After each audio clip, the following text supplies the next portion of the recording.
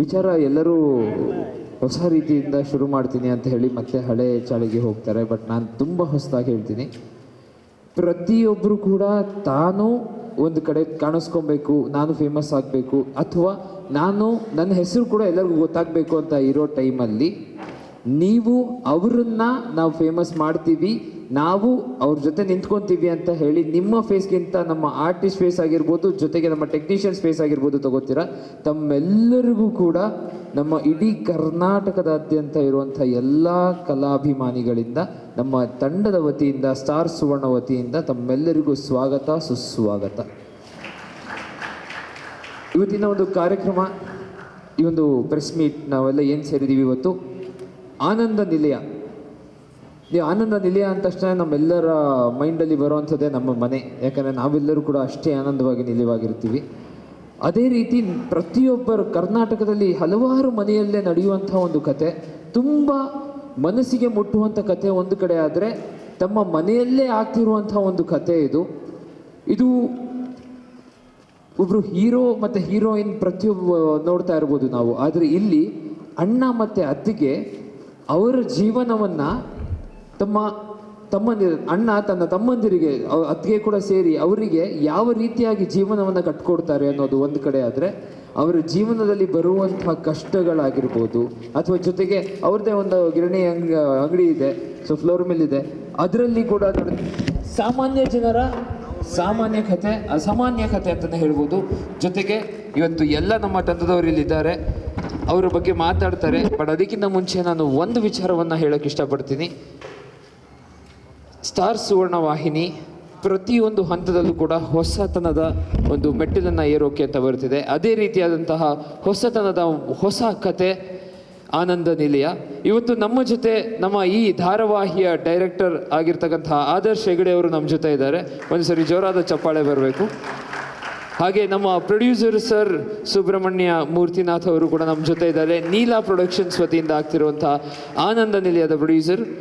ಹಾಗೆ ನಮ್ಮ DOP sir actually ಇಲ್ಲ, ನಮ್ಮ ಸಂತೋಷ್ ಕರ್ವೆ ಸರ್, ಅವ್ರಿಗೂ ಒಂದು ಸರಿ ಚಪ್ಪಾಳೆ. ಅವರ ಇಲ್ಲ ಬಟ್ ಆದರೂ ಒಂದು ಸರಿ ಜೋರ ಚಪ್ಪಾಳೆ. ಹಾಗೆ ನಮ್ಮ ಪಾತ್ರಧಾರಿಗಳನ್ನು ಪರಿಚಯ ಮಾಡುವಂಥ ಸಮಯ. ಧರ್ಮ, ಹೆಸರಿಗೆ ತಕ್ಕಂತೆಯೇ ಧರ್ಮ, ಜೊತೆಗೆ ನಮ್ಮ ರಾಕೇಶ್ ಅವರು, ಈಗ ಎಲ್ಲರಿಗೂ ಚಿರಪರಿಚಿತವಾಗಿರುವಂಥ ಶ್ರೀರಾಜನ್ ಅವರು ನಮ್ಮ ಜೊತೆ ಇದ್ದಾರೆ. ಸುಮಾರು 13 ವರ್ಷಗಳ ಆದಮೇಲಿಂದ ಮತ್ತೊಮ್ಮೆ ಬಂದಿದ್ದಾರೆ. ಇನ್ನೂ ಅವ್ರ ಬಗ್ಗೆ ಸುಮಾರು ಹೇಳೋದಿದೆ. ಹಲವಾರು ರಿಯಾಲಿಟಿ ಶೋಗಳನ್ನು ಕೂಡ ಮಾಡಿದ್ದಾರೆ. ವೆಲ್ಕಮ್ ಟು ಯು ಸರ್, ದಯವಿಟ್ಟು. ಹಾಗೆ ಮುಂದೆ ನಮ್ಮ ಸುಧಾ, ನಮ್ಮ ಅತ್ತಿಗೆ, ನಮ್ಮ ಕರ್ನಾಟಕದ ಅತ್ತಿಗೆ ಅಂತಲೇ ಹೇಳ್ಬೋದು. ಯಾಕಂದರೆ ಅಷ್ಟೇ ತಾಯಿ ಪ್ರೀತಿಯನ್ನು ಕೊಡುವಂಥ ನಮ್ಮ ದಿವ್ಯಾ ಮೇಡಮ್ ಅವರು ನಮ್ಮ ಜೊತೆ ಇದ್ದಾರೆ. ಒಂದ್ಸರಿ ಜೋರಾದ ಚಪ್ಪಾಳೆ ಬರಬೇಕು ದಿವ್ಯಾ ಶ್ರೀಧರ್ ಮೇಡಮ್ ಅವ್ರಿಗೆ. ಹಾಗೆ ಶಕುಂತಲಾ ಅಮ್ಮ ಅಂತ ಹೇಳಿದ ತಕ್ಷಣ ನಮಗೆಲ್ಲರೂ ಚಿತ್ಕಲಾ ಬಿದಾರ ಮೇಡಮ್, ವೆಲ್ಕಮ್. ಒಂದು ಸರಿ ಜೋರಾದ ಚಪ್ಪಾಳೆ. ಹಾಗೆ ನಮ್ಮ ಅರ್ಜುನ್, ನಮ್ಮ ಈ ಆನಂದ ನಿಲಯದ ಪ್ರತಿಯೊಂದು ಮನೆಯಲ್ಲಿ ಇರುವಂಥ ಒಬ್ಬ ಲವರ್ ಬಾಯ್, ಅದೇ ಲವರ್ ಬಾಯ್ ಥರ. ಸೊ ನಮ್ಮ ಅರ್ಜುನ್ ಅವರ ಬಗ್ಗೆ, ಅವರ ಪಾತ್ರ ಏನು ಅಂತ ಅವರು ಹೇಳ್ತಾರೆ ಮುಂದೆ. ಹಾಗೆ ಜೊತೆಗೆ ಭುವನ್, ನಮ್ಮ ಎಲ್ಲರ ಮನೆಯಲ್ಲೂ ಒಬ್ರು ಇರ್ತಾರೆ, ಏನದು ಅಂತ. ಸೊ ನಮ್ಮ ಭುವನ್ ಅವರು ಫುಲ್ ಖಡಕ್ ಭುವನ್. ನಮ್ಮ ಕೌಶಿಕ್ ಅವರು ಇಲ್ಲಿದ್ದಾರೆ, ಒಂದ್ಸರಿ ಜೋರಾದ ಚಪ್ಪಾಳೆ. ಅರ್ಜುನ್ ಅವರು ಹರ್ಷ, ಅದೇ ಹೇಳೋದು ಮರ್ತುಬಿಟ್ಟೆ, ಅರ್ಜುನ್ ಹರ್ಷ ಅಂತ ಹೇಳಿ. ಹಾಗೆ ನಮ್ಮ ನಕುಲ್ ಅವರು ಇಲ್ಲಿದ್ದಾರೆ, ನಮ್ಮ ಜೆನ್ಸಿ, ಕಂಪ್ಲೀಟ್ ಜೆನ್ಸಿ, ಫುಲ್ ಜಿಗಿ ಅಂತ ಹೇಳಿ. ನಿತೇಶ್ ಅವರು ಒಂದ್ಸರಿ ಜೋರಾದ ಚಪ್ಪಾಳೆ ಬರಬೇಕು. ಹಾಗೆ ನಮ್ಮ ಸಹನ ಅವರು ಕೂಡ ಇಲ್ಲಿದ್ದಾರೆ. ನಯನ ಅವರು ಒಂದು ಸರಿ ಜೋರಾದ ಚಪ್ಪಾಳೆ. ಹಾಗೆ ಸ್ವರ, ರೇಷ್ಮಾ ಇವತ್ತು ಅಂದವಾಗಿ ಚಂದವಾಗಿ ರೆಡಿಯಾಗಿ ಕೂತಿದ್ದಾರೆ. ಏನು ವಿಚಾರ ಅಂತ ಇಲ್ಲಿ ಅವಳೇ ಹೇಳ್ತಾರೆ. ಸೊ ಸಮಯ ತಡ ಮಾಡೋದು ಬೇಡ, ನಾವು ನಮ್ಮ ಡೈರೆಕ್ಟರ್ ಸರ್ ಹತ್ರ ಸೀದಾ ಹೋಗೋಣ. ಸರ್, ಈ ಒಂದು ನಮ್ಮ ಕಥೆಯ ಬಗ್ಗೆ ಅವರಾಗಲೇ ಹೇಳಿದ್ದಾರೆ ಆನಂದ ನಿಲಯ ಅಂದರೆ ಏನು ಅಂತಂದ್ಬಿಟ್ಟು. ಈಗ ಆಲ್ರೆಡಿ ಅಂದರೆ ಎಷ್ಟು ತುಂಬ ಪ್ರಾಕ್ಟಿಕಲಾಗಿ ಯೋಚನೆ ಮಾಡೋದು ನೋಡಿದ್ರೆ, ಎಲ್ಲೂ ಕೂಡ ಅಂದರೆ ಬೆಂಗಳೂರಲ್ಲಾಗಲಿ ಹಳ್ಳಿಗಳಾಗಲಿ, ಬೆಂಗಳೂರಲ್ಲಿ ಅವಿಭಕ್ತ ಕುಟುಂಬ ಅನ್ನೋದು ತುಂಬ ವಿರಳ, ಕಾಣಿಸೋದೇ ಇಲ್ಲ, ತುಂಬ ಕಡಿಮೆ ನಾವು ನೋಡ್ತಾ ಇರೋದು. ಅದೇ ರೀತಿ ಹಳ್ಳಿಗಳಲ್ಲಿ ಮೊದಲು ಅವಿಭಕ್ತ ಕುಟುಂಬ ಇತ್ತು. ಆದರೆ ಇವತ್ತಿನ ಕಾಲದಲ್ಲಿ ಏನಾಗೋಗಿದೆ ಅಂದರೆ ಎಲ್ಲ ತಮ್ಮ ಒಂದು ಫ್ಯೂಚರ್ನ ಹುಡುಕ್ತಾ ತಮ್ಮ ಡೆವಲಪ್ಮೆಂಟ್ನ ಹುಡುಕ್ತಾ ಹಳ್ಳಿಯಲ್ಲಿರುವಂಥನೂ ಎಷ್ಟೋ ಜನ ಯುವಕರು ಅಲ್ಲಿಂದ ಹೊರಗಡೆ ಬಂದಿದ್ದಾರೆ. ಸೊ ಅವಿಭಕ್ತ ಕುಟುಂಬ ಅನ್ನೋ ಒಂದು ಕಾನ್ಸೆಪ್ಟ್ ಏನಿದೆ, ಆ ಕಾನ್ಸೆಪ್ಟು ಈಗ ಆಲ್ರೆಡಿ ಅಂದರೆ ಈಗ ಹುಟ್ಟಿರೋ ಮಕ್ಕಳಿಗೆ ಅರ್ಥನೇ ಆಗ್ತಾ ಇಲ್ಲ. ಅವಿಭಕ್ತ ಕುಟುಂಬ ಏನು ಅಂದರೆ ಬೆಳೀತಾನೆ ಬರೀ ತಂದೆ ತಾಯಿ ಜೊತೆಗೆ ಬೆಳೀತಾರೆ, ಅಥವಾ ಅಣ್ಣ ತಂಗಿ ಜೊತೆ ಮಾತ್ರ ಬೆಳೀತಾರೆ. ಅವ್ರ ತಾತ, ಅವ್ರ ಅಜ್ಜಿ, ಅವ್ರ ಚಿಕ್ಕಪ್ಪ, ಅವ್ರ ಚಿಕ್ಕಮ್ಮ, ಇದ್ಯಾವುದೂ ಗೊತ್ತಿರಲ್ಲ. ಇಂಥ ಒಂದು ಸಂದರ್ಭದಲ್ಲಿ ಸುವರ್ಣವಾಹಿನಿಯವರು, ಸ್ಟಾರ್ ಸುವರ್ಣವಾಹಿನಿಯವರು ಇಂಥ ಒಂದು ಕಥಾ ಹಂದರವನ್ನು ತರ್ತಾ ಇದ್ದಾರೆ ಅಂದರೆ ಅದು ಮುಖ್ಯವಾದ ಉದ್ದೇಶ ಏನು ಅಂದರೆ, ನಿಜವಾಗ್ಲೂ ಈಗ ಬೆಳೀತಿರೋಂಥ ಕೆಲವೊಂದಷ್ಟು ಹುಡುಗರಿಗೆ, ಮಕ್ಕಳಿಗೆ, ಹಾಗೆ ಜೊತೆಗೆ ಎಷ್ಟೊಂದು ಜನ ಮೊದಲು ಜೊತೆಗಿದ್ದವರು ಈಗೆಲ್ಲೋ ಸಪ್ರೇಟ್ ಆಗಿಬಿಟ್ಟಿದ್ದಾರೆ. ಅಣ್ಣ ತಮ್ಮಂದಿರು ಬೆಳೀತಾ ಅಣ್ಣ ತಮ್ಮಂದಿರಾಗಿರ್ತಾರೆ. ಆಮೇಲೆ ನೋಡ್ತಾ ಎಲ್ಲೋ ಅವ್ರದ್ದೇ ಒಂದು ಕುಟುಂಬ, ಇವ್ರದ್ದೇ ಒಂದು ಕುಟುಂಬ ಅಂತ ಎಲ್ಲ ಬೇರೆ ಬೇರೆ ಆಗಿಬಿಟ್ಟಿರ್ತಾರೆ. ಅಂಥವ್ರು ಎಲ್ಲರೂ ಕೂಡ ಈ ಧಾರಾವಾಹಿಯನ್ನು ನೋಡಿದಾಗ ಅಥವಾ ಈ ಕಥಾ ಹಂದರವನ್ನು ನೋಡಿದಾಗ ಎಲ್ಲೋ ಒಂದ್ಸಲಿ ಅಯ್ಯೋ ನಾವು ಇದನ್ನೆಲ್ಲ ಮಿಸ್ ಮಾಡ್ಕೋತಾ ಇದ್ದೀವೇನೋ, ನಾವು ಹೀಗಿರ್ಬೋದಿತ್ತು, ನಾವು ಹಾಗಿರ್ಬೋದಿತ್ತು ಅಂತ ಅವರು ಕೂಡ ತಮ್ಮ ಸಮಯಗಳನ್ನ ಮೆಲ್ಕು ಹಾಕ್ಬೋದು. ಆ ಥರ ಪ್ರತಿಯೊಂದು ವಿಭಾಗದವರು ಪ್ರತಿಯೊಂದು ಜನ್ರೇಷನ್ಸ್ಗೂ ಕೂಡ ಒಂದು ನಾವು ಏನಂತೀವಿ ಅವಿಭಕ್ತ ಕುಟುಂಬದ ಬಗ್ಗೆ ತಿಳಿಸ್ಕೊಡೋದಕ್ಕೆ ಒಂದು ಪ್ರಯತ್ನ ಮಾಡ್ತಾಯಿದ್ದೀವಿ. ಜೊತೆಗೆ ಎಂಟರ್ಟೈನ್ಮೆಂಟ್ನೂ ಇಟ್ಕೊಂಡಿದ್ದೀವಿ. ಆದ್ದರಿಂದ ಪಾತ್ರಗಳ ಬಗ್ಗೆ ಅವರೇ ಹೇಳ್ತಾರೆ ಎಲ್ಲದನ್ನು. ಆದ್ದರಿಂದ ಎಲ್ಲ ರೀತಿಯ ಜನ್ರೇಷನ್ಸ್ಗೂ ಹೊಂದುವಂಥ ಒಂದಷ್ಟು ಪಾತ್ರಗಳನ್ನ ಇದರಲ್ಲಿ ಸೃಷ್ಟಿ ಮಾಡಿದ್ದೀವಿ. ಕಥೆ ಎಲ್ಲ ಕಡೆ ಅಂದರೆ ನಿಮಗೆ ಗೊತ್ತಿರೋ ಹಾಗೆ ಕಥೆಯಲ್ಲಿ ಬೇರೆ ಯಾವುದೂ ಹೊಸ ಕಥೆಯನ್ನು ಹುಟ್ಟಾಕೋಕ್ಕಾಗಲ್ಲ. ಯಾವುದೋ ಒಂದು ಕಥೆಯನ್ನು ಇಟ್ಕೊಂಡು ಅಥವಾ ಯಾವುದೋ ಒಂದು ಯಾರೋ ಒಬ್ಬರ ಜೀವನದ ಕಥೆ ಇಟ್ಕೊಂಡು ನಾವೇನೋ ಒಂದು ಕಥಾ ಅಂದರನ್ನು ಮಾಡ್ತೀವಿ. ಬಟ್ ತೋರಿಸೋ ರೀತಿ ಅಂದರೆ ನಾವು ಪ್ರೆಸೆಂಟ್ ಮಾಡೋ ರೀತಿ ಎಲ್ಲ ಜನ್ರೇಷನ್ಸ್ಗೂ ಎಂಟರ್ಟೈನ್ಮೆಂಟ್ ಜೊತೆಗೆ ನಾವು ಹೀಗೆ ಭಾರತೀಯ ಸಂಸ್ಕೃತಿಯಲ್ಲಿ ನಾವು ಹೀಗೆ ಆ್ಯಕ್ಚುಲಿ ಒಂದು 30-35 ವರ್ಷದಿಂದ ಹೀಗಿದ್ವಿ ಅಂತ ಅಟ್ಲೀಸ್ಟ್ ಅವ್ರಿಗೆ ನಾವು ಮನದಟ್ಟು ಮಾಡಿಕೊಟ್ರೆ ನಾವು ಮಾಡ್ತಿರೋಂಥ ಈ ಪ್ರಯತ್ನಕ್ಕೆ ಸಾರ್ಥಕತೆ ಸಿಗುತ್ತೆ ಅಂತ ನಾನು ಅಂದ್ಕೊಂಡಿದ್ದೀನಿ. ಸೊ ಇಲ್ಲಿವರೆಗೆ ಬಂದು ನಮ್ಮನ್ನೆಲ್ಲ ನೀವು ಮುನ್ನೆಲೆಗೆ ತರುವಂಥ ಪ್ರಯತ್ನ ಮಾಡ್ತೀರಾ. ಎಲ್ರಿಗೂ ಧನ್ಯವಾದಗಳನ್ನ ಅರ್ಪಿಸ್ತೀನಿ. ಸ್ಟಾರ್ ಸುವರ್ಣ ವಾಹಿನಿಗೆ ಧನ್ಯವಾದಗಳನ್ನ ಅರ್ಪಿಸ್ತೀನಿ. ಹಾಗೆ ನಮ್ಮ ನಿರ್ಮಾಪಕರಾದಂಥ ಸುಬ್ರಹ್ಮಣ್ಯ ಸರ್ ಅವ್ರಿಗೆ ಧನ್ಯವಾದ ಅರ್ಪಿಸ್ತೀನಿ. ನನ್ನ ಜೊತೆ ಕೆಲಸ ಮಾಡ್ತಿರುವಂಥ ಎಲ್ಲ ತಂತ್ರಜ್ಞರಿಗೂ ಕಲಾವಿದರಿಗೂ ಧನ್ಯವಾದಗಳನ್ನ ಅರ್ಪಿಸ್ತಾ ನಾನು ಮಾತು ಮುಗಿಸ್ತೇನೆ. ಧನ್ಯವಾದಗಳು ಸರ್. ಏನಕ್ಕೆ ಆನಂದ ನಿಲಯನೇ ಏನಕ್ಕೆ ಸೆಲೆಕ್ಟ್ ಮಾಡ್ಕೊಂಡ್ರಿ ಸರ್? ಆನಂದ ನಿಲಯನ ನಾನು ಸೆಲೆಕ್ಟ್ ಮಾಡ್ಕೊಂಡಿಲ್ಲ, ಆನಂದ ನಿಲಯ ನನ್ನನ್ನು ಸೆಲೆಕ್ಟ್ ಮಾಡ್ಕೊಂಡಿದ್ದೆ. ಆ್ಯಕ್ಚುಲಿ ಇಟ್ಸ್ ಲೈಕ್ 13 ವರ್ಷ ಆದಮೇಲೆ ಮತ್ತೆ ಆ್ಯಕ್ಟ್ ಮಾಡಬೇಕು ಅಂತ ಎಲ್ಲ ಡಿಸೈಡ್ ಆದಮೇಲೆ ಒಂದು ದೇವ್ರ ಲೆಕ್ಕಾಚಾರದಲ್ಲಿ ಒಂದು ಸನ್ನಿವೇಶದಲ್ಲಿ ನಾನು ನಿರ್ದೇಶಕರನ್ನ ಭೇಟಿ ಮಾಡೋಕ್ಕೆ ಹೋದಾಗ ಇದ್ರದ್ದು ಆ್ಯಕ್ಚುಲಿ ಸ್ಕ್ರೀನ್ ಟೆಸ್ಟ್ ನಡೀತಾ ಇತ್ತು. ಆ ಟೈಮಲ್ಲಿ ಹಾಗೆ ಮಾತಾಡ್ತಾ ಈ ಥರದೊಂದು ಸೀರಿಯಲ್ ಪ್ರಾಜೆಕ್ಟ್ ಆಗ್ತಾಯಿದೆ ಅನ್ನೋ ವಿಷಯ ಹಾಗೆ ಒಂದು ಸ್ಕ್ರೀನ್ ಟೆಸ್ಟ್ ಮಾಡಿದ್ವಿ. ಚಾನಲ್ ಕಡೆಯಿಂದ ಅದು ಓಕೆ ಆಯಿತು. ಸಡನ್ ಅಂತ ಮಾಕ್ ಶೂಟ್ ಮಾಡಿದ್ವಿ. ಕೊನೆಗೆ ಧರ್ಮನ್ ಕ್ಯಾರೆಕ್ಟರು ಈ ಶ್ರೀರಾಜನಿಗೆ ಸಿಕ್ತು. ಬೇಸಿಕಲಿ ಫಸ್ಟ್ ಆ್ಯಕ್ಚುಲಿ ನಾನು ನಿಮ್ಮೆಲ್ಲರಿಗೂ ಸಾರಿ ಹೇಳೋಕ್ಕೆ ಇಷ್ಟಪಡ್ತೀನಿ. ಯಾಕಂದರೆ ನಮ್ಮ ತಂಡದಿಂದ ನಾವು ಬರೋದು ಒಂದು 5 ನಿಮಿಷ ಲೇಟ್ ಆಯ್ತು. ನೀವು ತುಂಬ ಹೊತ್ತಿಂದ ಕಾಯ್ತಾಯಿದ್ರಿ. ನಮ್ಮ ತಂಡದ ವತಿಯಿಂದ ನಾವು ಮೊದಲನೇದಕ್ಕೆ ಸಾರಿ ಕೇಳ್ತೀವಿ. ಬಟ್ ನಿಮ್ಮ ಪೇಷನ್ಸ್ಗೆ ನಾವು ಯಾವತ್ತೂ ಆಭಾರಿಯಾಗಿರ್ತೀವಿ. ಆನಂದ ನಿಲಯ ಇದೊಂದು ಕೌಟುಂಬಿಕ ಸೀರಿಯಲ್ ಅಂತ ಹೇಳಲಿಕ್ಕೆ ಇಷ್ಟಪಡ್ತೀನಿ. ಇಲ್ಲಿ ನಿಮಗೆ ಹೀರೋಯಿನ್ನು ಅನ್ನೋದಕ್ಕಿಂತ ಕಥೆನೇ ಹೀರೋ. ಅದರಲ್ಲಿ ಪ್ರತಿಯೊಬ್ಬರದ್ದು ಒಂದೊಂದು ಪಾತ್ರ. ಆ ಪಾತ್ರದಲ್ಲಿ ನೀವೇನು ನೋಡ್ಬೋದು ಅಂದರೆ ನಿಮ್ಮಲ್ಲಿರುವಂಥ ಅಣ್ಣ ತಮ್ಮನ ನೋಡ್ಬೋದು, ಅಣ್ಣ ತಂಗಿನ ನೋಡ್ಬೋದು, ಅತ್ತಿಗೆಯನ್ನು ನೋಡ್ಬೋದು, ತಂದೆ ತಾಯಿನ ನೋಡ್ಬೋದು. ಯಾವುದೋ ಒಂದು ಪಾತ್ರದಲ್ಲಿ ನಿಮ್ಮ ಮನೆಯವ್ರ ಜೊತೆ 100% ಕನೆಕ್ಟ್ ಆಗ್ತೀರಾ. ಆ ಥರ ವಿಷಯಗಳನ್ನ ಇಟ್ಕೊಂಡು, ಆ ಥರ ಎಳೆಗಳನ್ನ ಇಟ್ಕೊಂಡು ಸೀನ್ಸ್ಗಳನ್ನ ಪೋಣಿಸಿ ಮಾಡಿರುವಂಥ ಒಂದು ಸೀರಿಯಲ್ಲು. ಇದಕ್ಕೆ ನಿಮ್ಮೆಲ್ಲರೂ ಪ್ರೀತಿ, ಆಶೀರ್ವಾದ, ಸಹಕಾರ ಬೇಕು. Thank you. ಈ ಪಾತ್ರ ಬಂದ ತಕ್ಷಣ ನಿಮ್ಮ ಎಕ್ಸ್ಪೆಕ್ಟೇಷನ್ಸ್ ಏನಿತ್ತು? ಹೇಗೆ ರೆಡಿ ಆದ್ರಿ ಇದ್ರ ಬಗ್ಗೆ ಅಂತ? ಎಲ್ರಿಗೂ ನಮಸ್ಕಾರ. ನಾನು ಮೊದಲಿಗೆ ನಮ್ಮ ಪ್ರೊಡ್ಯೂಸರ್ ಸುಬ್ಬು ಸರ್ಗೆ ಥ್ಯಾಂಕ್ಸ್ ಹೇಳ್ತೀನಿ. ನನ್ನ ಈ ಪಾತ್ರಕ್ಕೆ ಸೆಲೆಕ್ಟ್ ಮಾಡಿದ್ದಕ್ಕೆ ನನಗೆ ತುಂಬಾ ಸಂತೋಷ ಆಗ್ತಾಯಿದೆ. ಈ ಪಾತ್ರ ಒಂದು ಅತ್ತಿಗೆಯಾಗಿ ಮಾಡೋದು ಅಂತ ಹೇಳಿದ್ರೆ, ಇವಾಗ ಎಲ್ಲರೂ ಅವ್ರವ್ರ ಲೈಫಲ್ಲಿ ಬ್ಯುಸಿಯಾಗಿರ್ತಾರೆ. ಇವಾಗ ನಮ್ಮ ಡೈರೆಕ್ಟರ್ ಸರ್ ಆದಿತ್ಯ ಸರ್ ಹೇಳ್ದಾಗೇ ಜಾಯಿಂಟ್ ಫ್ಯಾಮಿಲಿ ಇವಾಗ ತುಂಬ ಕಮ್ಮಿ ಆಗಿದೆ. ಗಂಡ ಹೆಂಡತಿ ಅವ್ರವ್ರ ಸಂಸಾರ ಅವ್ರು ನೋಡಿಕೊಂಡ್ರೆ ಸಾಕು. ಅವ್ರ ತಮ್ಮ ಇರ್ತಾರೆ ಅಂದರೆ ಅವರು ಗಂಡ ಹೆಂಡತಿ ಇರ್ತಾರೆ, ಅವರು ದುಡಿತಾರೆ, ಅವರು ನೋಡ್ಕೊಳ್ಳಿ ಅವ್ರ ಸಂಸಾರ ಅಂತ. ಆ ಥರ ಇವಾಗಿರೋ ಸಿಚುವೇಷನಲ್ಲಿ ಒಂದು ಜಾಯಿಂಟ್ ಫ್ಯಾಮಿಲಿಲಿ ನಾವು ಹೇಗೆ ಅಂತೇಳಿ ನಾನು ಅಣ್ಣ ಅತ್ತಿಗೆ ಆಗಿ ನಾವು ಕುಟುಂಬಕ್ಕೆ ಏನೆಲ್ಲ ಸ್ಯಾಕ್ರಿಫೈಸ್ ಮಾಡಿದ್ದೀವಿ, ಮತ್ತು ನಮ್ಮ ಮೈದನರೆಲ್ಲ ಆಗಿ ನಮ್ಮ ಅತ್ತೆ ಅವರೆಲ್ಲ ಒಂದು ಸಂಸಾರ ಆಗಿ ಒಂದು ಒಗ್ಗಟ್ಟು ಹೇಗಿದೆ ಅನ್ನೋದು ನಾವು ಆನಂದ ನಿಲಯದಲ್ಲಿ ನಿಮಗೆಲ್ಲ ತೋರಿಸ್ಕೊಡ್ತಾ ಇದ್ದೀವಿ. ಮತ್ತು ನಾನು ತುಂಬ ವರ್ಷ ಆದಮೇಲೆ ಮತ್ತೆ ಸುವರ್ಣವಾಗಿ ಬಂದಿದ್ದೀನಿ. ಒಂದು ಒಳ್ಳೆ ಪ್ರಾಜೆಕ್ಟಲ್ಲಿ ನನಗೆ ಅವಕಾಶ ಸಿಕ್ಕಿದೆ, ಅದಕ್ಕೆ ತುಂಬಾ ಖುಷಿಯಾಗಿದೆ. ಪ್ರಿಪ್ರೇಷನ್ ಅಂತ ಹೇಳಿದ್ರೆ ನಾನು ಆ ಥರ ಏನು ಪ್ರಿಪ್ರೇಷನ್ ಮಾಡಲಿಲ್ಲ. ಯಾಕಂತ ಹೇಳಿದ್ರೆ ನಮ್ಮ ಡೈರೆಕ್ಟರ್ ಹೇಗೆ ಹೇಳ್ಕೊಡ್ತಾರೋ ಹಾಗೆ ನಾವಿಲ್ಲಿ ಬಂದು ನಟಿಸ್ತಾ ಇದ್ದೀವಿ. ಪಾತ್ರ ತುಂಬ ಚೆನ್ನಾಗಿ ಬರ್ತಾ ಇದೆ. ನನಗೂ ತುಂಬಾ ಖುಷಿಯಾಗಿದೆ. ಸುಧಾ ಅನ್ನೋ ಪಾತ್ರ ಎಲ್ರಿಗೂ ನಿಮ್ಮ ಮನೆ ಮಗಳು ಆಗಿ ನನ್ನ ನೋಡ್ಬೋದು. ಪ್ರತಿಯೊಂದು ಮನೇಲೂ ನಡೆಯುವಂಥ ಸಂದರ್ಭಗಳೇ ನಮ್ಮ ಆನಂದ ನಿಲಯದಲ್ಲಿ ಬರ್ತಾ ಇದೆ. Thank you. Thank you so much. ಹಾಗೆ ಮುಂದೆ ನಮ್ಮ ಅಮ್ಮ ಚಿತ್ಕಲ್ ಅವಿರಾದರ್ ಮೇಡಮ್, ನೀವು ಮಾಡದೇ ಇರುವಂತಹ ಪಾತ್ರಗಳಿಲ್ಲ, ನಿಮ್ಮ ಮುಖ ಪರಿಚಯ ಇಲ್ಲದ ಮನೆಯೇ ಇಲ್ಲ ಕರ್ನಾಟಕದಲ್ಲಿ.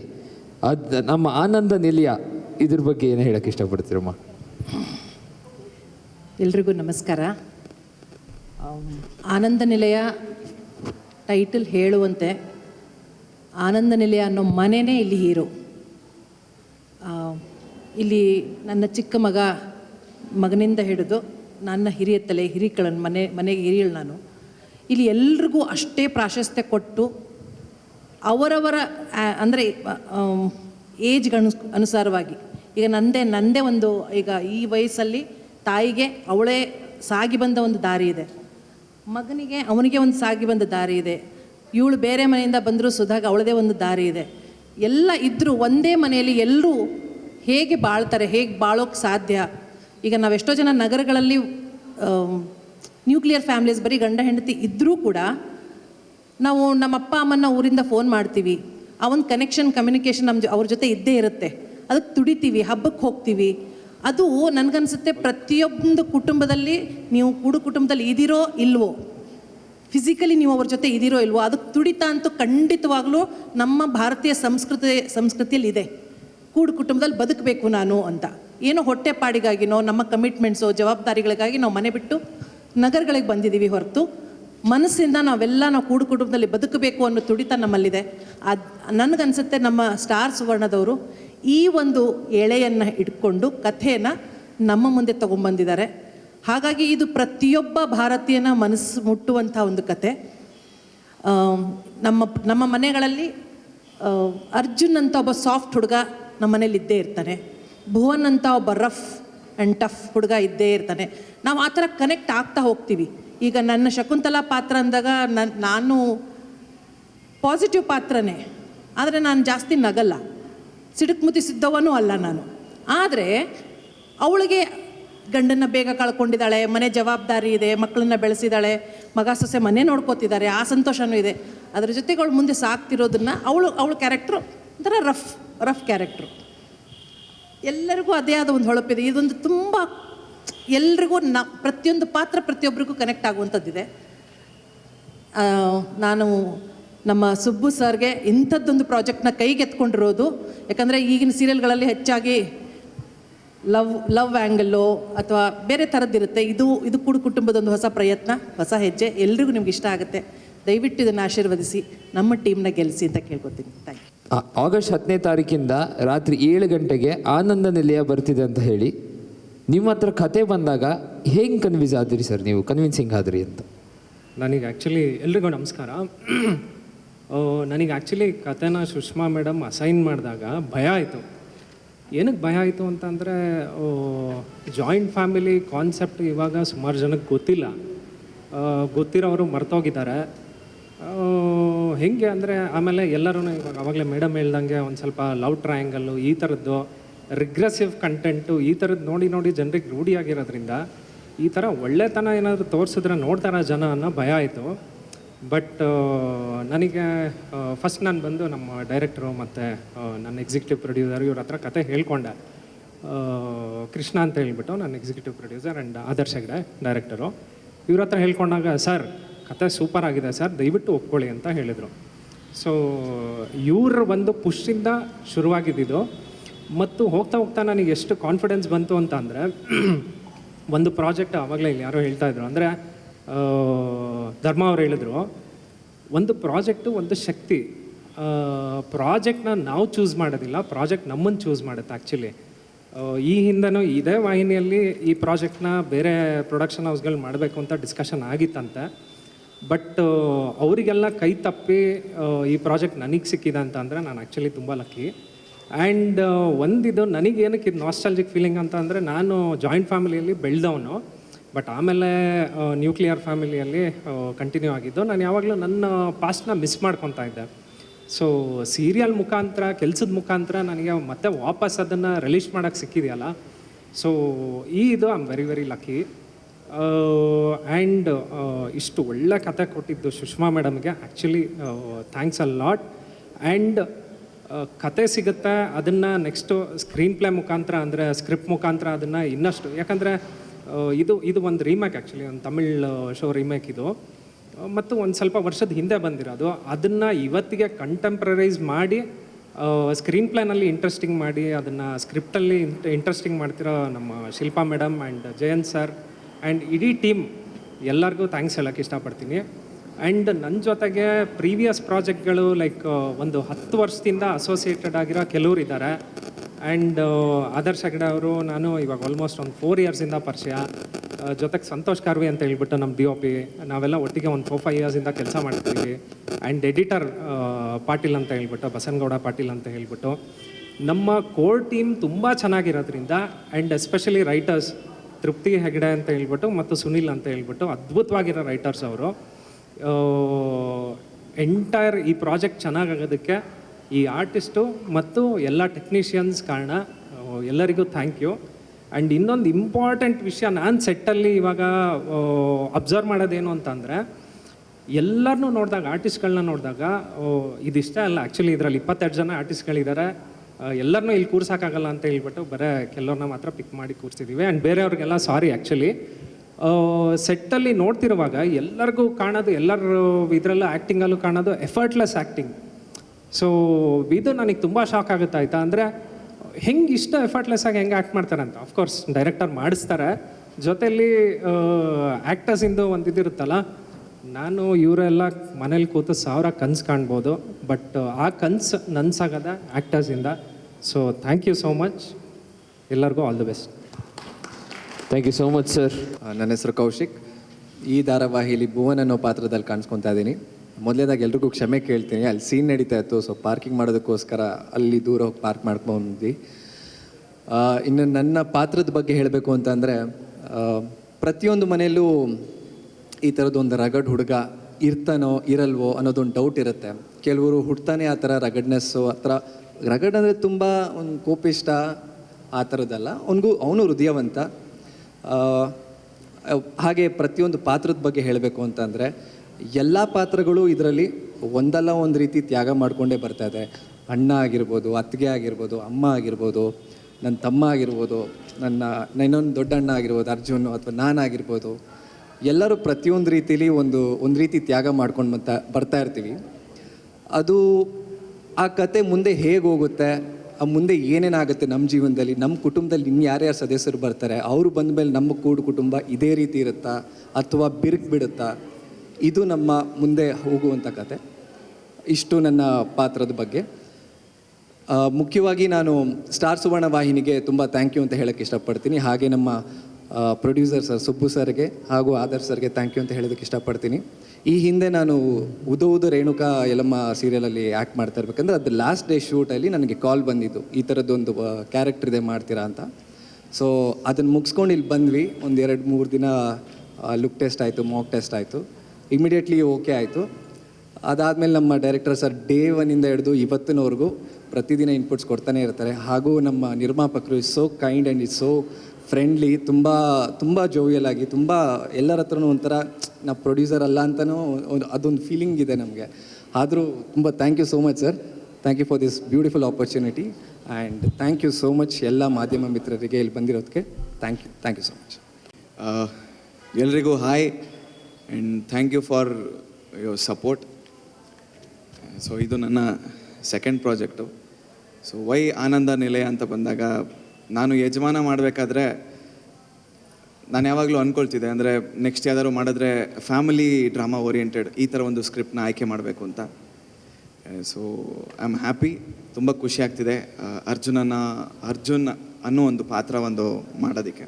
ಸೊ ಯಾಕೆ ಆನಂದ ನಿಲಯ ನೋಡಬೇಕು ಅಂತಂದರೆ, ಒಂದು ಕುಟುಂಬ ಅಂತ ಬಂದಾಗ ಎಲ್ಲರೂ ಇರ್ತಾರೆ, ಎಲ್ಲ ಥರ ಅಣ್ಣ, ಅಪ್ಪ, ಅಮ್ಮ, ಅಜ್ಜಿ, ಒಬ್ಬೊಬ್ರಿಗೆ ಒಂದೊಂದು ಥರ ಕ್ಯಾರೆಕ್ಟರ್ಗಳು ಇಷ್ಟ ಆಗುತ್ತೆ. ಒಬ್ಬೊಬ್ಬರು ರಕಡ್ ಆಗಿರೋರು ಇಷ್ಟ ಆಗ್ತಾರೆ, ಇನ್ನು ಕೆಲವ್ರಿಗೆ ಲವ್ ಅನ್ನೋ ಒಂದು ಕಾನ್ಸೆಪ್ಟ್ ಇಷ್ಟ ಆಗುತ್ತೆ. ಸೊ ಈ ಥರ ಹಲವಾರು ಕ್ಯಾರೆಕ್ಟರ್ಸ್ ಇಷ್ಟಪಡೋವಂಥ ವ್ಯಕ್ತಿಗಳು ಒಂದೇ ಮನೇಲಿ ಇರ್ತಾರೆ. ಸೊ ಅವ್ರಿಗೆ ಇದೊಂದು 100% ಒಂಥರ ಹಬ್ಬದ ಊಟ ಇದ್ದಂಗೆ. ಸೊ ಇಲ್ಲಿ ಎಲ್ಲ ಥರ ಒಂದು ಪಾತ್ರಧಾರಿ ಅಂದರೆ ಕ್ಯಾರೆಕ್ಟರ್ಸ್, ಅಂದರೆ ಅಫ್ಕೋರ್ಸ್ ಇವಾಗ ನಾವು 4 ಜನ ಅಣ್ಣ ತಮ್ಮದಿರಿರ್ತೀವಿ.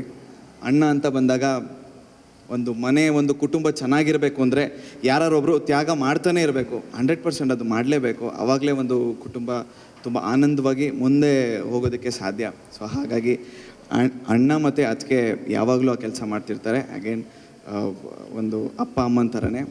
ಆ್ಯಂಡ್ ಅಮ್ಮ ಪೆದ್ಗುಬೆಗಳ ಅಂತ ಬೈಕೊಂಡು ಡ್ರೈ ಫ್ರೂಟ್ಸ್ ತಿನ್ಕೊಂಡು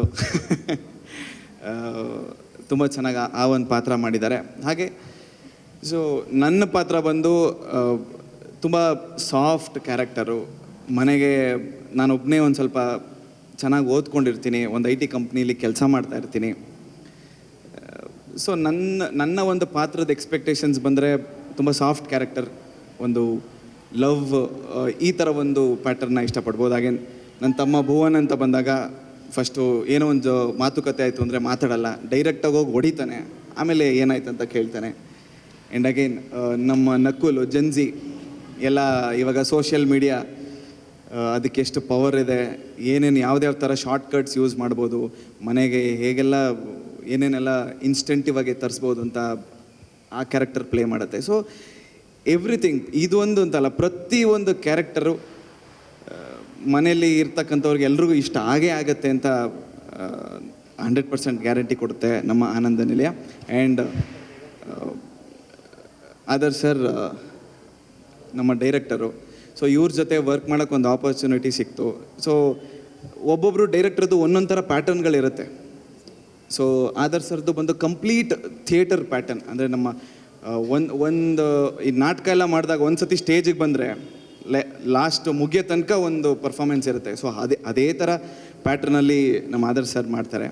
ಸೊ ತುಂಬ ಖುಷಿ ಅನಿಸುತ್ತೆ ಈ ಥರ ಒಂದು ಪ್ಯಾಟ್ರನಲ್ಲಿ ವರ್ಕ್ ಮಾಡೋಕ್ಕೆ. ಆ್ಯಂಡ್ ನಮ್ಮ ಅನ್ನದಾತರು ಪ್ರೊಡ್ಯೂಸರು ಇಷ್ಟು ಸಿಂಪಲ್ ಮನುಷ್ಯ ನಾನು ನೋಡೇ ಇಲ್ಲ. ಯಾಕೆಂದರೆ ಸೆಟ್ಟಿಗೆ ಯಾವಾಗ ಬರ್ತಾರೆ ಯಾವಾಗ ಹೋಗ್ತಾರೆ ಅಂತಲೇ ಗೊತ್ತಾಗಲ್ಲ. Very sweet. ನನಗಿದು ಒಂದು ಆಪರ್ಚುನಿಟಿ ಬಂದಾಗ ನೋ ಮ್ಯಾಟರ್ ವಾಟ್ ತುಂಬ ಬೇಗ ಒಪ್ಕೊಂಡೆ. ನನಗೆ ಡ್ರೀಮ್ ಇದ್ದಿದ್ದು ಯಜಮಾನ ಮಾಡಿ ನೆಕ್ಸ್ಟ್ ಪ್ರಾಜೆಕ್ಟ್ ಮಾಡಬೇಕಂತ, ಅಂದರೆ ಅದು ಫ್ಯಾಮಿಲಿ ಡ್ರಾಮಾ ಮಾಡಬೇಕಂತ ಆಸೆ ಇತ್ತು. ಆಪರ್ಚುನಿಟಿ ಬಂತು, ಒಂದು ಸ್ವಲ್ಪನೂ ಯೋಚನೆ ಮಾಡಲಿಲ್ಲ, ಒಪ್ಕೊಂಡೆ. So thank you for this beautiful opportunity sir. And ಇದೆಲ್ಲ ಇಷ್ಟು ಚೆನ್ನಾಗಿ ಆಗಬೇಕಂದ್ರೆ ಇದಕ್ಕೆಲ್ಲ ಮ್ಯಾನೇಜ್ ಮಾಡೋಕ್ಕೆ ಒಬ್ರು ಇರ್ತಾರೆ, executive producer Krishna sir. Thank you so much. ಎಲ್ಲದನ್ನೂ ಯಾವುದೇ ಆಗದಿರೋ ಹಾಗೆ ನೋಡಿಕೊಂಡು ಮುಂದೆ ಹೋಗ್ತಾ ಇದೆ. And Suvarna channel, thank you so much for this beautiful opportunity. And ಎಲ್ಲ ಮಾಧ್ಯಮದವ್ರಿಗೆ ಥ್ಯಾಂಕ್ ಯು ಸೋ ಮಚ್, ಹೀಗೆ ಸಪೋರ್ಟ್ ಮಾಡಿ. Thank you. Thank you so much. ಎಲ್ರಿಗೂ ನಮಸ್ಕಾರ. ಮಾಧ್ಯಮ ಮಿತ್ರರಿಗೆ ಇಲ್ಲಿ ಬಂದು ನಮಗೆಲ್ಲ ಇಷ್ಟು ಸಪೋರ್ಟ್ ಮಾಡ್ತಿರೋದಕ್ಕೆ ತುಂಬ ಥ್ಯಾಂಕ್ ಯು. ನನಗೆ ಸ್ವರ ಅನ್ನೋ ಕ್ಯಾರೆಕ್ಟರ್ ಫಸ್ಟ್ ಬಂದಾಗ ನನಗೆ ನಮ್ಮ ಕೃಷ್ಣ ಸರ್ ಮತ್ತು ಸುಬ್ಬು ಸರ್ ಹೇಳಿದ್ದು, ಇಲ್ಲಮ್ಮ ಈ ಪಾತ್ರ ಮಾಡು, ನಿಜ ಚೆನ್ನಾಗಿರತ್ತೆ ಅಂತ. ನಾನೇನು ಯೋಚನೆ ಮಾಡಲಿಲ್ಲ. ಸರಿ, ಸುವರ್ಣ ಅವರು ನನ್ನ ಮತ್ತೆ ಚಾನಲಿಗೆ ಕರೆದು, ನಾನು ಓದೋ ಎಲ್ಲಮ್ಮ ಮಾಡ್ತಾಯಿದ್ದೆ. ಸೊ ಅವ್ರು ಮತ್ತೆ ಚಾನಲಿಗೆ ಕರೆದು ಆಪರ್ಚುನಿಟಿ ಕೊಟ್ಟಾಗ ನಾನು ಸರಿ ಪಾತ್ರನ ಒಂದು ಸಲ ಕೇಳಿಸ್ಕೊಂಡೆ. ಒಂದು ಡೈರೆಕ್ಟ್ ಲುಕ್ ಟೆಸ್ಟ್ ಆಯಿತು. ಆ ಲುಕ್ ಟೆಸ್ಟಲ್ಲಿ ಡೈಲಾಗ್ಸ್ ಕೇಳ್ಕೊಳ್ಳುವಾಗಲೇ ನನಗೆ ಒಂದು ಓಕೆ ಪಾತ್ರ ಹೀಗೆ ಬರುತ್ತೆ ಅಂತ ನನಗೆ ಒಂದು ಸ್ವಲ್ಪ ಐಡಿಯಾ ಬಂತು. ನಾನು ಹಿಂದೆ ಮುಂದೆ ಏನೂ ಯೋಚನೆ ಮಾಡಲಿಲ್ಲ. ಸರಿ ಸರ್ ಮಾಡೋಣ, ನಾನೇನು ಹೇಳ, ಸರಿ ಸರ್ ಮಾಡೋಣ. ಬಟ್ ಅವತ್ತು ಒಪ್ಕೊಂಡಿದ್ದು ಇವತ್ತು ಬರ್ತಾ ಇರೋ ರೆಸ್ಪಾನ್ಸಿಗೆ ಅವತ್ತು ನಾನು ಒಳ್ಳೆ ಡಿಸಿಷನ್ ತೊಗೊಂಡೆ. ತುಂಬ ಒಳ್ಳೆ ರೆಸ್ಪಾನ್ಸ್ ಬರ್ತಾಯಿದೆ. ಸೊ ಸ್ವರ, ಈಗ ಪ್ರತಿಯೊಂದು ಮನೇಲೂ ಯಾರ್ಯಾರಿಗೆ ಒಬ್ಬಳೇ ಮಗಳಿರ್ತಾರೋ ಅವ್ರನ್ನ ಎಷ್ಟು ಮುದ್ದಾಗಿ ಸಾಕಿರ್ತಾರೆ, ಎಷ್ಟು ಸಲಹೆಯಿಂದ ಸಾಕಿರ್ತಾರೆ. ಸೊ ನನ್ನ ಅಪ್ಪ ಅಮ್ಮ ಕೂಡ ಈ ಸೀರಿಯಲಲ್ಲಿ ಅಷ್ಟೇ ಮುದ್ದಾಗಿ ಅಷ್ಟೇ ಸಲಹೆ ಕೊಟ್ಟು ಸಾಕಿರ್ತಾರೆ. ಅದೊಂದು ಲೀನಿಯನ್ಸ್ ಬಂದಿರುತ್ತೆ ನನಗೆ. ನಾನು ಯಾವುದಕ್ಕೂ ಹೆದರೋದಿಲ್ಲ. ನನಗೇನು ಬೇಕು, ನನಗೆ ಅರ್ಜುನ್ ಬೇಕು ಅಷ್ಟೇ, ಆ ಮನೆಗೆ ಸೊಸೆ ಆಗಬೇಕಷ್ಟೇ. ನಾನು ಯಾರಿಗೂ ಹೆದರೋದಿಲ್ಲ, ಯಾರು ಹೇಳೋದು ನನ್ನ ತಲೆಗೆ ಹಾಕ್ಕೊಳ್ಳಲ್ಲ. ನನಗೆ ಒಳ್ಳೆ ಉದ್ದೇಶ ಇರುತ್ತೆ. ಒಳ್ಳೆ ಉದ್ದೇಶ ಇದ್ದು ನಾನು ಆ ಮನೆಗೆ ಹೋಗಬೇಕು ಅಂತ ನನ್ನ ತಲೆಯಲ್ಲಿ ಫಿಕ್ಸ್ ಆಗಿಬಿಟ್ಟಿರ್ತೀನಿ. ನನಗೆ ಬೇರೆ ಯಾವುದೇ ಥರ ಕೆಟ್ಟ ಯೋಚನೆ ಆಗಲಿ ಏನೂ ಇರಲ್ಲ. ನನ್ನ ತಲೆಯಲ್ಲಿ ಬರೀ ಅರ್ಜುನ್ ಅನ್ನೋದೊಂದೇ ಇರುತ್ತೆ. ಸೊ ಇಲ್ಲಿಂದ ಕತೆ ನನ್ನನ್ನು ಎಲ್ಲಿ ಕರ್ಕೊಂಡು ಹೋಗುತ್ತೆ, ಅಲ್ಲಿ ಏನೇನು ಡ್ರಾಮಾ ಆಗುತ್ತೆ ಅಂತ ಸೀರಿಯಲ್ ನೋಡಿದಾಗ ನಿಮಗೆಲ್ಲ ಗೊತ್ತಾಗುತ್ತೆ. ಇಲ್ಲಿ ಆಫ್ ಸ್ಕ್ರೀನ್ ಬರೋದಾದರೆ, ಫಸ್ಟ್ ಆಫ್ ಆಲ್ ಸ್ಟಾರ್ ಸುವರ್ಣಗೆ ತುಂಬ ಥ್ಯಾಂಕ್ಸ್ ನನ್ನ ಮತ್ತೆ ಈ ಚಾನಲ್ಗೆ ಕರ್ಕೊಂಡಿದ್ದಕ್ಕೆ. And Subbu sir, Krishna sir, thank you so much.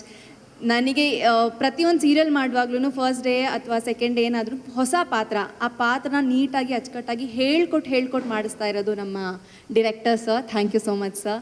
And ನನ್ನ ಸಹ ಕಲಾವಿದರಾದಂಥ ಎಲ್ಲರೂ ತುಂಬ ಸಪೋರ್ಟಿವ್ ಆಗಿದ್ದಾರೆ. ನನ್ನನ್ನು ಸ್ವಂತ ಮಗಳ ಥರ ನೋಡ್ಕೊಳ್ತಿದ್ದಾರೆ, ಸ್ವಂತ ತಂಗಿ ಥರ ನೋಡ್ಕೊಳ್ತಾ ಇದ್ದಾರೆ. ಅದಕ್ಕೆ ಆದವರು ನನ್ನನ್ನು ಇಲ್ಲ ಇದು ಸೇರಿಲ್ಲ, ಇದಾಕೋ ಇದು ಸೇರಿಲ್ಲ, ಎಲ್ಲ ಎಷ್ಟು ಚೆನ್ನಾಗಿ ನೋಡ್ಕೊಳ್ತಿದ್ದಾರೆ ಅಂದರೆ ನಮ್ಗೆ ಆಲ್ರೆಡಿ ಹೋಮ್ಲಿ ಫೀಲ್ ಬಂದುಬಿಟ್ಟಿದೆ. ಸೊ ನಾವು ಬಂದು ಕೆಲ್ಸಕ್ಕೆ ಬರ್ತಿದ್ದೀವಿ ಅಂತ ಅನಿಸ್ತಾ ಇಲ್ಲ. ಒಂದು ಕೂಡು ಕುಟುಂಬಕ್ಕೆ ಏನೋ ವಾಪಸ್ ಬರ್ತಾ ಇದ್ದೀವಿ, ಖುಷಿಯಾಗಿ ಬರ್ತೀವಿ, ಖುಷಿಯಾಗಿ ಕೆಲಸ ಮಾಡ್ತೀವಿ, ಖುಷಿಯಾಗಿ ಹೋಗ್ತೀವಿ. ಈ ಥರ ಎನ್ವೈರನ್ಮೆಂಟ್ ಕ್ರಿಯೇಟ್ ಮಾಡಿದ್ದಕ್ಕೆ ನನ್ನ ಕೋಸ್ಟಾರ್ಸ್ ಎಲ್ಲರಿಗೂ ಥ್ಯಾಂಕ್ ಯು. ಆ್ಯಂಡ್ ಟೆಕ್ನಿಷಿಯನ್ಸ್ ಎಲ್ಲರಿಗೂ thank you so much. And ಈ ಕಥೆಲಿ ಇನ್ನೂ ತುಂಬ ಇದೆ. ಸೊ ಇದನ್ನೆಲ್ಲ ಜನರಿಗೆ ರೀಚ್ ಆಗಿ ಅವರೆಲ್ಲ ಇಷ್ಟಪಡೋ ಹಾಗೆ ನೀವು ಮಾಧ್ಯಮ ಮಿತ್ರರು ಮಾಡಬೇಕು. ಸೊ ಇದನ್ನು ಕೇಳ್ಕೊಳ್ತಾ ಇದ್ದೀನಿ. Thank you so much.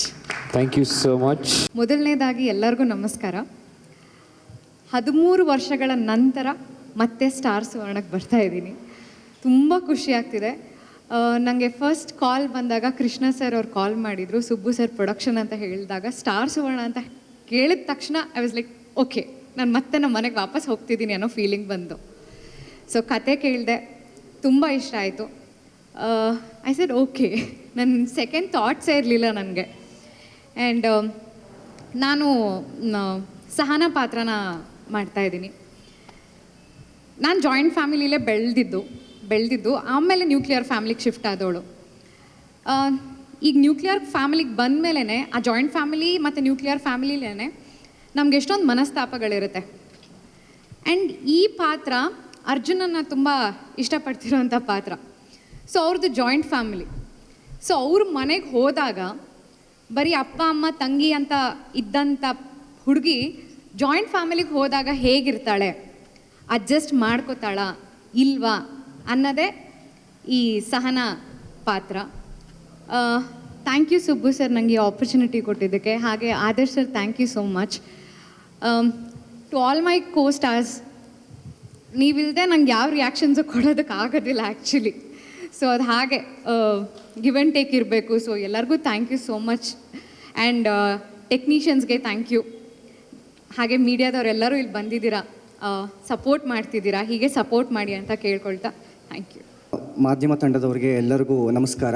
And yes of course ನಮ್ಮ ಟೀಮ್ ಕಡೆಯಿಂದ ಒಂದು ಸ್ವಲ್ಪ ಹೊತ್ತು ತಡ ಆಯಿತು. ಸೊ ಎಲ್ಲರಿಗೂ ನಾವು ಕ್ಷಮೆ ಕೇಳ್ತಾ ಇದ್ದೀವಿ. ನಮ್ಮ ಆನಂದ ನಿಲಯ ಕುಟುಂಬದ ಬಗ್ಗೆ ಹೇಳೋದಾದರೆ, ನಿಮ್ಮ ಕುಟುಂಬ ಹೇಗಿರುತ್ತೆ ಅದೇ ಥರ ನಮ್ಮ ಕುಟುಂಬ ಇರುತ್ತೆ. ಆ್ಯಂಡ್ ಆನಂದ ನಿಲಯ ಕುಟುಂಬ ಅನ್ನೋದು ಈಗಿನ ಪ್ರೆಸೆಂಟ್ ಜನ್ರೇಷನಿಗೆ ತುಂಬಾ ಮುಖ್ಯ. ಒಂದು ಕೂಡು ಕುಟುಂಬ ಹೇಗಿರುತ್ತೆ, ಅಣ್ಣ ತಮ್ಮಂದಿರ ಬಾಂಧವ್ಯ ಹೇಗಿರುತ್ತೆ, ಅತ್ತಿಗೆ ಮತ್ತು ಬಾಮೈದಂದಿರ ಬಾಂಧವ್ಯ ಹೇಗಿರುತ್ತೆ, ಅದನ್ನು ಅತ್ತೆ ಸೊಸೆ ಬಾಂಧವ್ಯ ಹೇಗಿರುತ್ತೆ, ಅದೇ ಥರ ದೊಡ್ಡಣ್ಣ ಮತ್ತು ಮಿಕ್ಕಿದ ಉಳಿದ 3 ತಮ್ಮಂದಿರ ಬಾಂಧವ್ಯ ಹೇಗಿರುತ್ತೆ, ಇದನ್ನೆಲ್ಲ ತೋರಿಸ್ಕೊಡುತ್ತೆ. ನನಗೆ ಆನಂದ ನಿಲಯ ಕುಟುಂಬ ಅನ್ನೋದು ಡಿಫ್ರೆಂಟ್ ಅಲ್ಲ. ವೈ ಬಿಕಾಸ್ ನನ್ನ ನಿಜ ಜೀವನದಲ್ಲಿ ಇವಾಗ ಏನು ನಾವು 5 ಜನ ಒಡ ಹುಟ್ಟಿದವ್ರು ಇದ್ದೀವಿ, ಅದೇ ಥರ ನನ್ನ ರಿಯಲ್ ಲೈಫಲ್ಲಿ ವಿ ಆರ್ 5 ಮೆಂಬರ್ಸ್. ನಾನು ಮೊದಲನೇ ಹುಡುಗ, ನನ್ನ ನಂತರ ನನಗೆ 4 ಜನ ತಂಗಿದಿರು. ಸೊ ಆ ಥರ ಇಲ್ಲಿ ನಮಗೆ ಒಬ್ರು ಅಕ್ಕ ಇದ್ದಾರೆ. ಆ್ಯಂಡ್ ಗಂಡು ಮಕ್ಕಳಾಗಿ ನಾವು 4 ಜನ ಇದ್ದೀವಿ.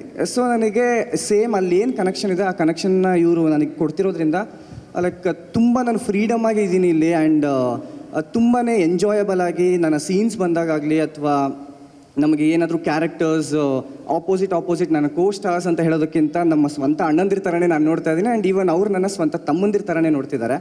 ಸೊ ನಾನು ಅವ್ರಿಗೆಲ್ಲರಿಗೂ ಥ್ಯಾಂಕ್ಸ್ ಹೇಳ್ತೀನಿ.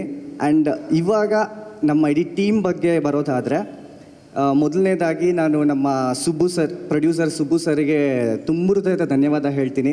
ಯಾಕೆ ಅಂತಂದರೆ ಅವ್ರು ನನ್ನ ಮೇಲೆ ನಂಬಿಕೆ ಇಟ್ಟು ನನಗೆ ಈ ಪಾತ್ರ ಕೊಟ್ಟರು. ಆ್ಯಂಡ್ ಮುಖ್ಯವಾಗಿ ನಮ್ಮ ಡೈರೆಕ್ಟರ್ ಸರಿಗೆ ಹೇಳಬೇಕು. ಯಾಕಂದರೆ ಲುಕ್ ಟೆಸ್ಟ್ ನಡಿಬೇಕಾದ್ರೆ ಅಲ್ಲಿರೋದು ನಮ್ಮ ಡೈರೆಕ್ಟರ್ ಸರ್ ಇರ್ತಾರೆ. ಈ ಒಬ್ಬ ಇವನು ಕಲಾವಿದ ಆಗ್ತಾನ, ಇವನು ಕಲಾವಿದ ಆಗೋದಕ್ಕೆ ಅವನ ಜೀವನಕ್ಕೆ ಏನೇನು ಬೇಕೋ ಅದೆಲ್ಲ ಇದೆಯಾ, ಈ ಪಾತ್ರ ಇವನ ಕೈಲಿ ನಾವು ಮಾಡಿಸ್ಬೋದಾ, ಇಲ್ಲ ಇವನ ಕೈಲಿ ನಾವು ಯಾವುದೋ ಒಂದು ಪಾತ್ರ ಮಾಡಿಸ್ಬೋದು, ಇವನು ಆ ಎಫರ್ಟ್ಸ್ ಕೊಡ್ತಿದ್ದಾನೆ ಅಂತ ಆದರ್ಶ್ ಹೆಗ್ಡೆ ಸರು ಸೀರಿಯಸ್ಲಿ ಲುಕ್ ಟೆಸ್ಟ್ ಬಂದಾಗ ನಾನಲ್ಲಿ ಸರ್ನ ಕೇಳಿದೆ, ಸರ್ ಜಸ್ಟ್ ಒಂದು 5 ಮಿನಿಟ್ಸು ನಾನು ಅವ್ರ ಮುಂದೆನೇ ರಿಹರ್ಸಲ್ಸ್ ಮಾಡ್ಕೋತೀನಿ ಅಂತ. ಸೊ ಅವ್ರು ಅದಕ್ಕೂ ಫುಲ್ ಫ್ರೀಡಮಾಗಿ ಕೊಟ್ಟು ಓಕೆ ನೀನು ಮಾಡ್ಕೊಂಡು ಆಮೇಲೆ ನೀನು ಲುಕ್ ಟೆಸ್ಟ್ಗೆ ಆಡಿಷನ್ ಕೊಡು ಅಂತ ಹೇಳಿದರು.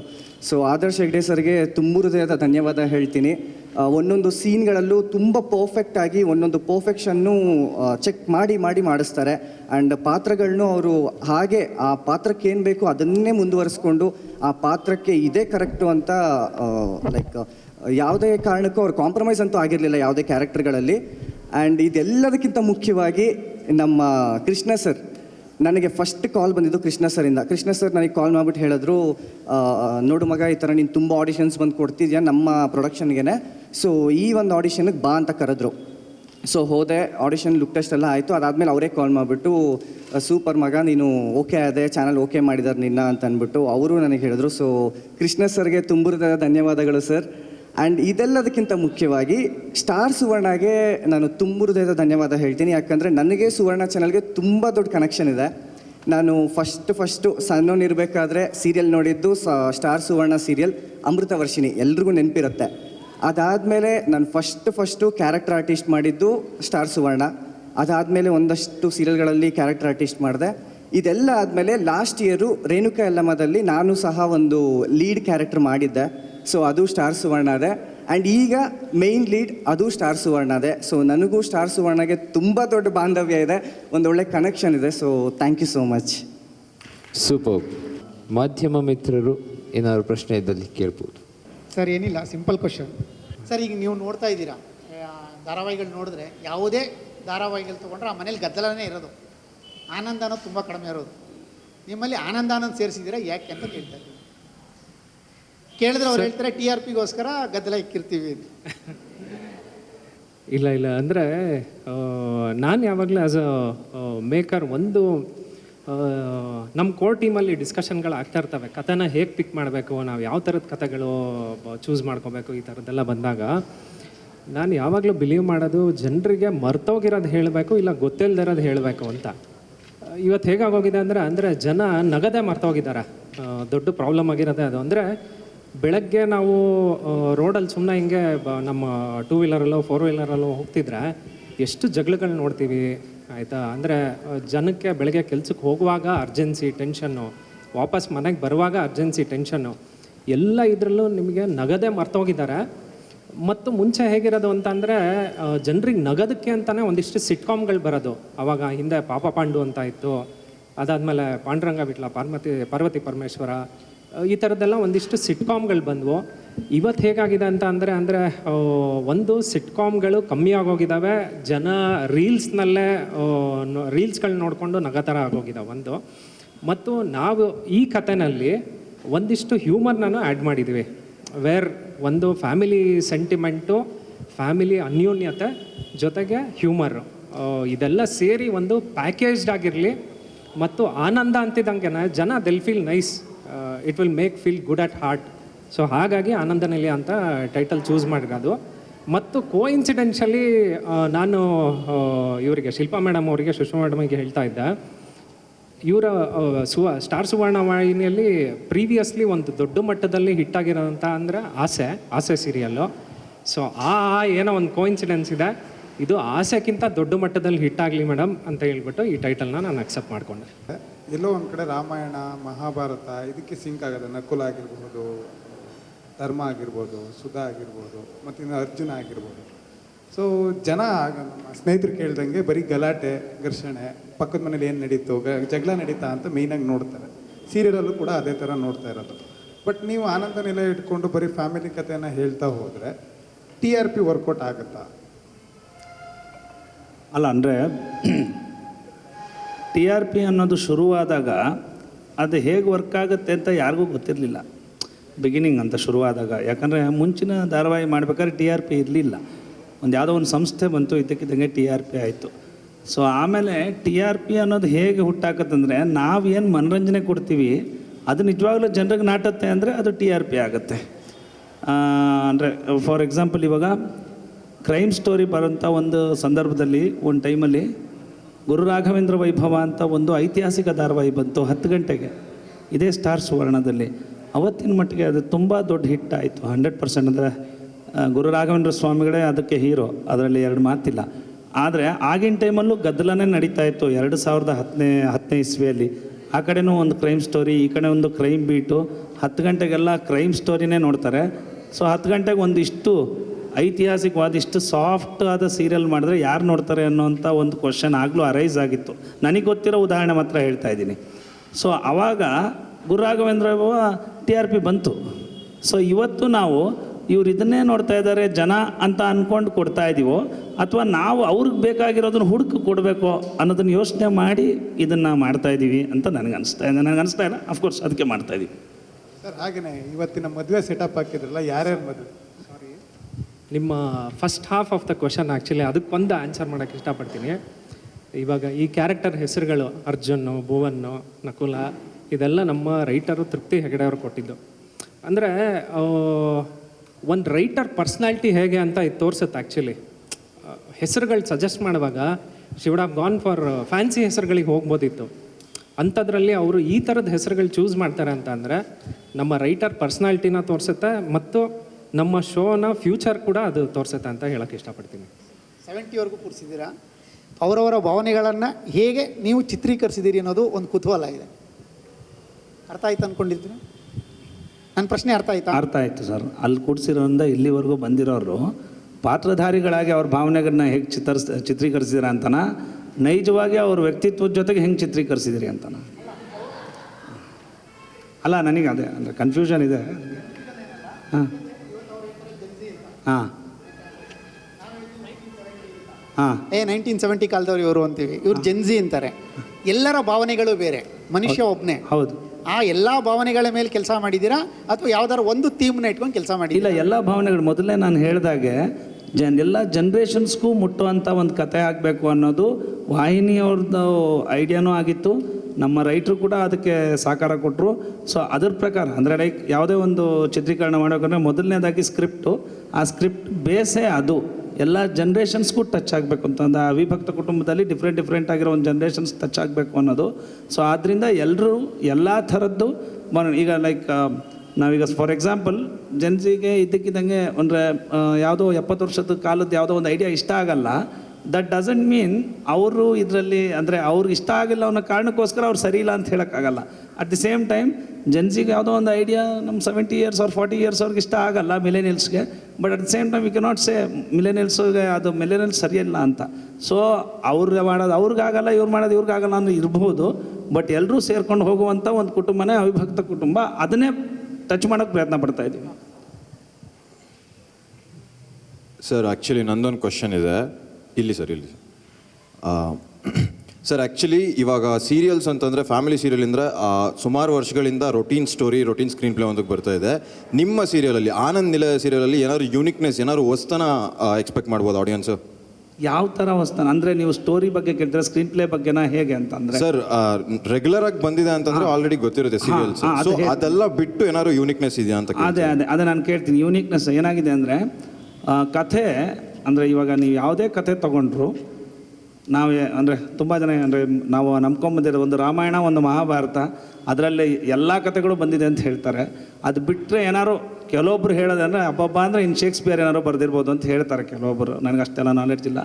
ಬಟ್ ಕಥೆ ಯಾವಾಗಲೂ ಒಂದೇ ಥರ ಇರುತ್ತೆ. ಯೂನಿಕ್ನೆಸ್ ಅಂದರೆ ಇವಾಗ ನಾವು ಮಾಡ್ತಾ ಇರೋದು ಆ ಕಥೆಯಲ್ಲಿ ಬರುವಂಥ ಪಾತ್ರಧಾರಿಗಳು ಹೇಗೆ ರಿಯಾಕ್ಟ್ ಮಾಡ್ತಾರೆ ಅನ್ನೋದು ತುಂಬ ಇಂಪಾರ್ಟೆಂಟ್ ಆಗುತ್ತೆ. ಅಂದರೆ ಹೇಗೆ ಈಗ ಸದ್ದುಗದ್ದಲಗಳ ನಡುವೆ ಹೇಗೆ ರಿಯಾಕ್ಟ್ ಮಾಡ್ತಾರೆ, ಈಗ ನೈಜವಾಗಿ ಹೇಗೆ ರಿಯಾಕ್ಟ್ ಮಾಡ್ತಾರೆ ಅನ್ನೋದು. ಸೊ ನಮ್ಮ ಪ್ರಯತ್ನ ಏನಂದರೆ ನೈಜತೆಗೆ ತುಂಬ ಹತ್ತಿರವಾಗಿ ಏನಾದರೂ ಕೊಡಬೇಕು ಅನ್ನೋದನ್ನು ನಾವು ಟ್ರೈ ಮಾಡ್ತಾ ಇದ್ದೀವಿ. ಕೊಡ್ತಿದ್ದೀವಿ ಅಂತ ಹೇಳೋಕೆ ಟ್ರೈ ಮಾಡ್ತಾ ಇದ್ದೀವಿ. ಅಂದರೆ ನೈಜತೆಗೋಸ್ಕರ ಹೋರಾಡ್ತಾ ಇದ್ದೀವಿ. ಅಂದರೆ ಬೇರೆ ಸೀರಿಯಲ್ಗೂ ನಮ್ಮ ಸೀರಿಯಲ್ಗೂ ಕೆಲವೊಂದು ಸನ್ನಿವೇಶಗಳು, ಕೆಲವೊಂದು ಕಥಾಹಂದರಗಳು ತುಂಬ ಡಿಫ್ರೆಂಟಾಗಿ ಕಾಣೋದೆ ಆಯಾ ಸಿಚುವೇಶನ್ಸ್ ಬಂದಾಗ. ಸೊ ನೀವು ನೋಡ್ತಾ ನೋಡ್ತಾ ನಿಮಗೆ ಅರ್ಥ ಆಗುತ್ತೆ. ಸೊ ಅದನ್ನು ಮುಟ್ಟೋದಕ್ಕೆ ಟ್ರೈ ಮಾಡ್ತಾಯಿದ್ದೀವಿ, ನೈಜತೆಯನ್ನು ಮುಟ್ಟೋದಕ್ಕೆ ಟ್ರೈ ಮಾಡ್ತಾಯಿದ್ದೀವಿ ಅಂತ ಹೇಳ್ಬೋದು. ಚಿತ್ರಮ್ಮ, ಅಮ್ಮ, ಇಷ್ಟು ವರ್ಷದ ಎಕ್ಸ್ಪೀರಿಯೆನ್ಸ್, ಸೀರಿಯಲ್ಲು, ಸಿನಿಮಾ, ಒಂದಷ್ಟು ವೆಬ್ ಸೀರೀಸ್ಗಳೆಲ್ಲ ಮಾಡ್ತಾಯಿದ್ದೀರಾ. ಇವಾಗ ಕಾಂಪಿಟೇಷನ್ ತುಂಬ ಇದೆ. ವೆಬ್ ಸೀರೀಸ್ಗಳು ವೆರೈಟಿ ವೆಬ್ ಸೀರೀಸ್ ಬರ್ತಾಯಿದೆ. ಜೆನ್ಜಿ ಕಿಡ್ಸ್ಗಳಿಗೆ ನಾವು ಯಾವ ರೀತಿ ಕೊಡಬೇಕು ಅನ್ನೋದೇ ಒಂದು ಸವಾಲು. ಒಬ್ಬರು ಆರ್ಟಿಸ್ಟ್ ಆಗಿ ಇಲ್ಲಿರೋ ಆರ್ಟಿಸ್ಟ್ಗಳೆಲ್ಲರ ಪರವಾಗಿ ಮಾತಾಡಬೇಕು ಅಂದರೆ ಎಷ್ಟು ಜವಾಬ್ದಾರಿ ಇರುತ್ತೆ. ಯಾಕೆಂದರೆ ಸಿನಿಮಾ ಅಂದ ತಕ್ಷಣ ಆರ್ಟಿಸ್ಟಿಗೆ ತುಂಬ ಜವಾಬ್ದಾರಿ ಇರುತ್ತೆ. ಪ್ರಮೋಷನ್ ಆಗಿರ್ಬೋದು, ಅದನ್ನು ಪುಷ್ ಮಾಡೋ ರೀತಿ ಆಗಿರ್ಬೋದು, ಅಭಿಮಾನಿಗಳಿಗೆ ಹೇಳೋ ರೀತಿ ಆಗಿರ್ಬೋದು. ಬಟ್ ನೀವೊಬ್ಬರು ಆರ್ಟಿಸ್ಟ್ ಆಗಿ ಇವರೆಲ್ಲರ ಜವಾಬ್ದಾರಿ ಹೇಗಿರುತ್ತೆ ಮತ್ತು ಪಾತ್ರದ ಆಯ್ಕೆ ಮಾಡ್ಕೊಳ್ಳೋವಾಗ ನೀವೇ ಹೇಳ್ತಾ ಇದ್ರಿ, ಅಜ್ಜಿ ಅಂದ ತಕ್ಷಣ ನಮ್ಮ ತಲೆಯಲ್ಲಿ ಬರೋದು ತಮಾಷೆ ಮಾಡೋದು, ಇಲ್ಲ ಕೀಟ್ಲೆ ಮಾಡೋದು, ತಂದಿಕ್ಕೋದು, ಇದು ಅಜ್ಜಿ. ಬಟ್ ನೀವು ಹೇಳ್ತೀರಾ ಮಾತಾಡಲ್ಲ, ಬಟ್ ಜವಾಬ್ದಾರಿ ಸ್ವಾಭಿಮಾನ ಇದೆ ಅನ್ನೋದು. ಈ ರೀತಿ ಸೆಲೆಕ್ಟ್ ಮಾಡೋದು ಇಷ್ಟು ಜವಾಬ್ದಾರಿಯುತವಾಗಿ. ಪ್ರತಿ ಕಲಾವಿದ್ರಿಗೂ ಐ ಥಿಂಕ್ ನೀವು ಕೇಳೋದು, ಯಾವುದೇ ಒಂದು ಪಾತ್ರ ಅಂತ ಬಂದಾಗ ಪಾತ್ರ ಏನು ಅಂತ ಕೇಳ್ತೀವಿ, ಕಥೆ ಏನು ಅಂತ ಕೇಳ್ತೀವಿ. ಇದು ಬರೀ ಸೀರಿಯಲ್ಗಂತ ಅಷ್ಟೇ ಅಲ್ಲ, ಎಲ್ಲದರಲ್ಲೂ ಈಗ ಕಾಂಪಿಟೇಷನ್ ಬಂದಿದೆ. ವೆಬ್ ಸೀರೀಸ್ ಕೇಳಬೇಕಾದ್ರೂ ಅದನ್ನು ಕೇಳ್ತೀವಿ, ಸಿನಿಮಾ ಬಂದರೂ ಕೇಳ್ತೀವಿ. ಯಾಕೆ ಅಂದರೆ ಈಗ ನನ್ನ ಕ್ಯಾಟಗರಿ, ಈಗ ನನ್ನ ಏಜ್ ಗ್ರೂಪ್ಗೆ ಎಷ್ಟೋ ಜನ ಕಲಾವಿದರಿದ್ದಾರೆ. ಎಲ್ಲರನ್ನು ಬಿಟ್ಟು ನನ್ನನ್ನು ಕೇಳ್ತಿದ್ದಾರೆ ಅಂದರೆ ನಾವು ಕಲಾವಿದರಾಗಿ ಓಕೆ ನನಗೆ ಇದರಲ್ಲಿ ಕೇಳ್ತಿದ್ದಾರೆ ಅಂದರೆ ನನಗಿದೊಂದು ಅವಕಾಶ ಅಂತ ನಾವು ಮೊದಲು ನೋಡ್ಕೋಬೇಕು. ಯಾಕಂದರೆ ಇಷ್ಟು ಜನ ಆರ್ಟಿಸ್ಟನ್ನು ಬಿಟ್ಟು ನನಗಿದು ಕೇಳ್ತಿದ್ದಾರೆ ಅಂದರೆ ನಾನು ಇದನ್ನು ಮಾಡಬೇಕಾ, ಅಥವಾ ಹಿಂದೆ ನಾನು ಇಂಥದ್ದೇನಾದರೂ ಮಾಡಿದ್ದೀನಾ, ನನಗೆ ಗೊತ್ತಿಲ್ಲ. ನಾನು ಎಲ್ಲರ ಪರವಾಗಿ ಮಾತಾಡ್ತಿದ್ದೀನಿ ಅಂತ ಅನ್ಕೋತಿದ್ದೀನಿ. ಈಗ ಕಲಾವಿದರಿಗೆ ಇವತ್ತೊಂದು ಪಾತ್ರಕ್ಕೆ ಕೇಳ್ತಾರೆ, ನಾಳೆ ಒಂದು ಬೇರೆ ಪಾತ್ರಕ್ಕೆ ಕೇಳ್ತಾರೆ. ಒಂದು ನಾವು ಯಾವಾಗಲೂ ನೋಡ್ಕೊಳ್ಳೋದು, ಮೊದಲಿಂದ ಮಾಡ್ಕೊಂಡು ಬಂದಿರೋ ಪಾತ್ರನ ಅದನ್ನು ಬಿಟ್ಟು ಹಟ್ಕೆ ಏನಾದರೂ ಈ ಪಾತ್ರದಲ್ಲಿ ಇದೆಯಾ. ಒಂದು ಕಲಾವಿದರಿಗೆ ಹೆಂಗಿರುತ್ತೆ ಅಂದರೆ ಒಂದೇ ಥರ ಮಾಡ್ಕೊಂಡು ಬಂದಿದ್ದು ಸ್ವಲ್ಪ ಇಷ್ಟ, ಓಕೆ ಅದನ್ನು ಬ್ರೇಕ್ ಮಾಡಿ ನಮ್ಮನ್ನೇ ನಾವು ಅರ್ಥಕೊಳ್ಳೋಕ್ಕೆ, ನಮ್ಮನ್ನು ನಾವು ಕಲಾವಿದರಾಗಿ ಬೇರೆ ರೂಪದಲ್ಲಿ ನೋಡಬೇಕು ಅನ್ನೋದು ಆಸೆ ಎಲ್ರಿಗೂ ಇರುತ್ತೆ.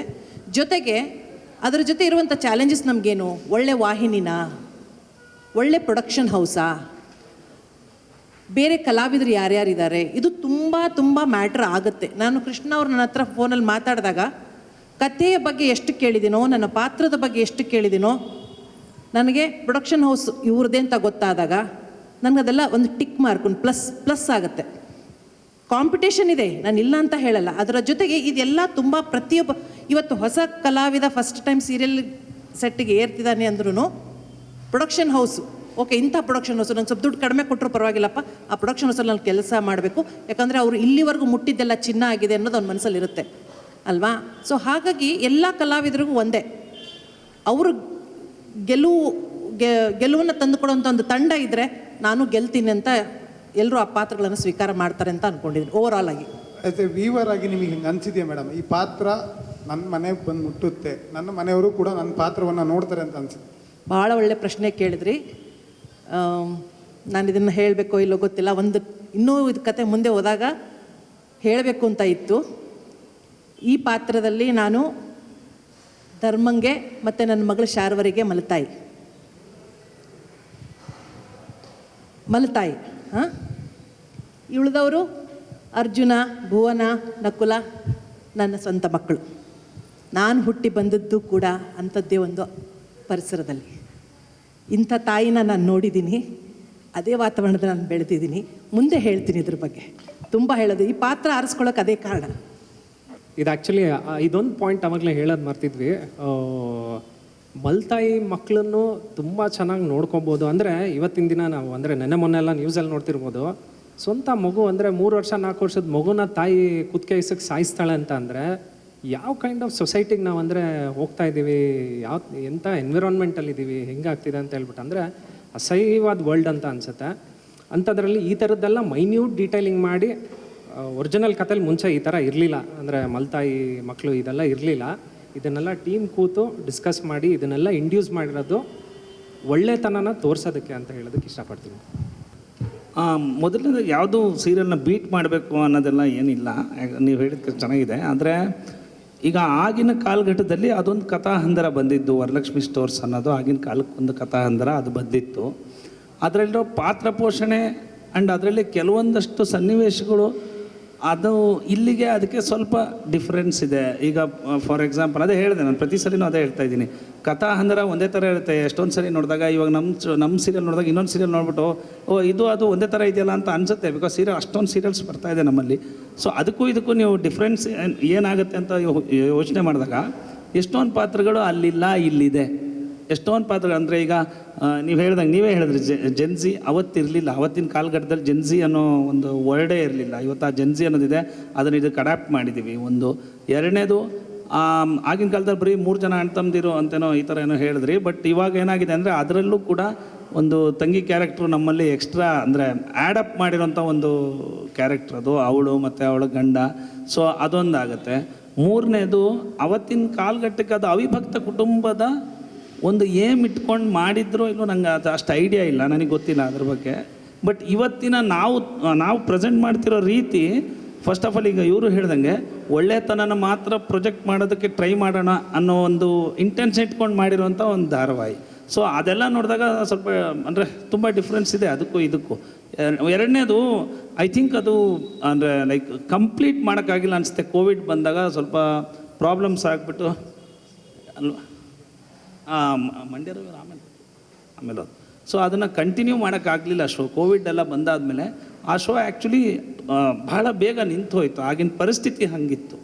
ಮೇ ಬಿ ನಾವು ಅಲ್ಲೇನೇನು ಬಿಟ್ಟಿದ್ದೀವೋ ಅದನ್ನೆಲ್ಲ ತೊಗೊಂಡು ಇದನ್ನು ಮುಗಿಸಿ ಚೆನ್ನಾಗಿ ಒಂದು ಎಂಡ್ ಮಾಡಿಕೊಡ್ತೀವಿ ಅಂತ ಅಂದ್ಕೊಂಡಿದ್ದೀನಿ. ಸೊ ಎಂಡ್ ಬಗ್ಗೆ ಈಗಲೇ ಮಾತಾಡೋದು ಬೇಡ.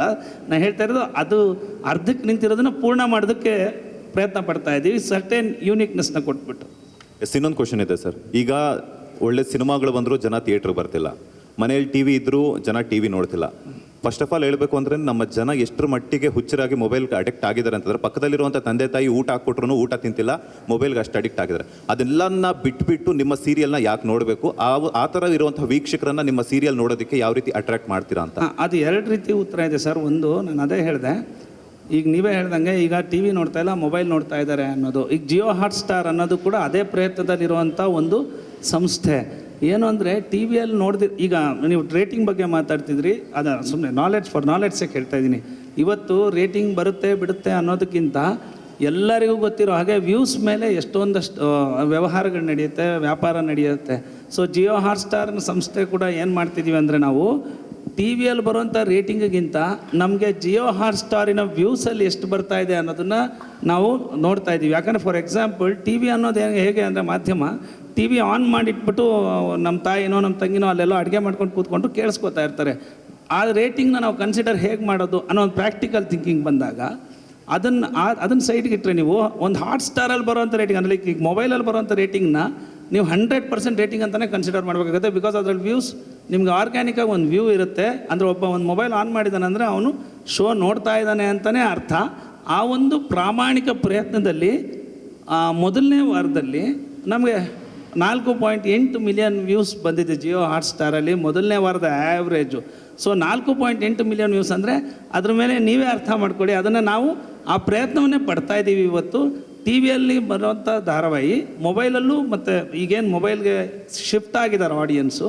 ಸೊ ಆಡಿಯನ್ಸ್ ನೋಡಲಿ ಅನ್ನೋ ಪ್ರಯತ್ನಕ್ಕೋಸ್ಕರನೇ ನೀವು ಹೇಳಿದಾಗೆ ಬೇರೆ ಥರನೇ ಒಂದು ಕಥೆ ಮಾಡ್ತಾಯಿದ್ದೀವಿ. ಅದಕ್ಕೆ ಆನಂದನಲ್ಲಿ ಅಂತ ಲೈವ್ಲಿ ಆಗಿರೋಂಥ ಒಂದು ಟೈಟ್ಲ್ ಇಟ್ಟಿದ್ದೀವಿ. ಸೊ ಆ ಲೈವ್ಲಿನೆಸ್ನೇ ಪ್ರೊಜೆಕ್ಟ್ ಮಾಡೋದಕ್ಕೋಸ್ಕರ ಟ್ರೈ ಮಾಡ್ತಾಯಿದ್ದೀವಿ ಅಂತ ಹೇಳ್ಬೋದು.